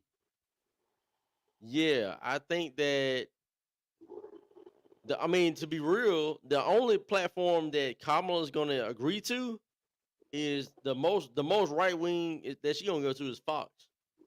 But even on Fox, they got people who that moderate over there and who commentate that are, I mean, radical leftists. They got them over there too. Um, I mean, ABC is a leftist, left wing, left stream media. All right. So the equal to that would be if they do one on like let's say Newsmax, right side broadcasting network, something like that. But see, she's not gonna do that. So see, Trump will go to the Lions Den, but Kamala's not gonna do that. So the most fair platform that she's gonna agree to will be maybe Fox. I I mean, agree. if that, she might not even agree to that. so definitely, if he can't get her at least on Fox, I definitely wouldn't do another one. I wouldn't do one on CBS. I wouldn't go to NBC or anything, MSNBC, CNN. I wouldn't go to any of them. No, No, I agree totally. no. Yeah, Mark Levin. That'd be a good one. He said Mark Levin should be a moderator. Yeah, yeah. But see, she's not gonna do that. No, she's not. There's no way. I know she ain't gonna do that. So that's the thing. She has to have home court advantage. If she don't have home court advantage, she's not gonna do it. Yeah, yeah. I mean, she's not. I mean, um, let's see this. Sure, they've got a good spin going on right now. Yeah, she didn't even go to Atlanta when them ladies from Fox, the Right. black women was trying to have her come and Trump come and have a sit down. Trump showed up. She didn't even show up. So Yeah, she didn't even show up for that. yeah, I mean, Trump he'll go anywhere. So what I'm Oh, saying, that's hey, just a different. He built different. That's why we need to have a man in office. need to have the man though. We need a man in office for real, I mean, man. yeah. But hey, man, that's the debate. We'll be talking about this probably next couple of days or so. I know people are gonna be making all kind of content out of that debate and talking about who won and who didn't win and all that. But hey, it is what it is at this point. We're gonna see what the numbers look like. And again, the numbers. I mean, whether they trend in her direction or his direction, at the end of the day, what matters is when we go to the polls, people have got to go vote. Go vote. I don't care if your local news is saying it's been called, it's over with. There's no need in voting. Kamala has won. Or don't listen to that nonsense. Go vote. Period. Don't let the media tell you not to go vote because it's too late and all that. They're going to lie like they did in 2020. Go vote. The only way you know that the only way you're gonna for sure lose is if we don't go vote. If you go That's vote, true. that's going to give you the best chance. Our side, the best chance. Yeah, because they're trying to put this false narrative in people's mind that the race is over with and there's no sense in voting. So, yeah, you're right, man. Make sure you go vote. Absolutely, man. But man, appreciate you riding with me, man, on this debate, Hey, man, I enjoyed on it. this live show, man. I appreciate that. Hey, man, I'm finna call it a night. You know what I'm saying? I'm All right, finna bro. get me some sleep Me and too. get ready for tomorrow. Hey, man, I enjoyed it. Yeah, man, for sure. I'll talk to you soon. All right. All right, my man. All right now. All right, hey, folks, I'm finna head out of here. Gotta vote for Kathleen. Yeah, man, she ain't, man. Man, I put up a post. I said Kamala went from a chicken head scallywag to a cackling hen. That's what she went from. If y'all know her history, you know what I'm saying, back in San Francisco, California, with Mr. Willie Brown. Let's see. Hey man, good night, loser. Appreciate you. Um, Yeah, man. Thank y'all for watching. I do appreciate it. If you're not subscribed to the channel, subscribe to it. I got a page on Facebook. I was trying to go live on that too. But my app here, StreamYard, they kind of tripping with the connection. So I couldn't do that. But go on Facebook, the Captain's Quarter Show. That's my show. I do this show right here that you're watching. I do this on Facebook. It's called the Captain's Quarter Show on Facebook. Go follow that page. I talk about politics and a lot of local things dealing with my city, Montgomery, and my state, Alabama. I do a lot of local news topics, hot topics, anything that's in education, crime, politics, faith. I cover all type of things over there on that page. And yeah, so I would appreciate y'all going over there and following that, man. I think I just hit I'm at like 250 something followers over there. So appreciate y'all going over there and liking that page and following that page as well. Yep, yeah. But yo, I'm finna head up out of here. Hope y'all have yourselves a good night. Get ready for tomorrow. Get up early. Get to work. Get your kids to school, grandkids, whatever y'all got going on, man. Hope y'all be safe.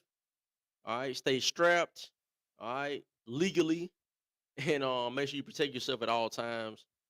Make sure you treat people right, be fair to people, um, and just keep going, man. Don't let this world beat you down, because this world will beat you down if you allow it to. All right, it will definitely do it. So y'all keep the faith, stay strong, and I'll see y'all next go around. I appreciate y'all for riding with me on the Captain's Quarters show. All right. Good night, y'all.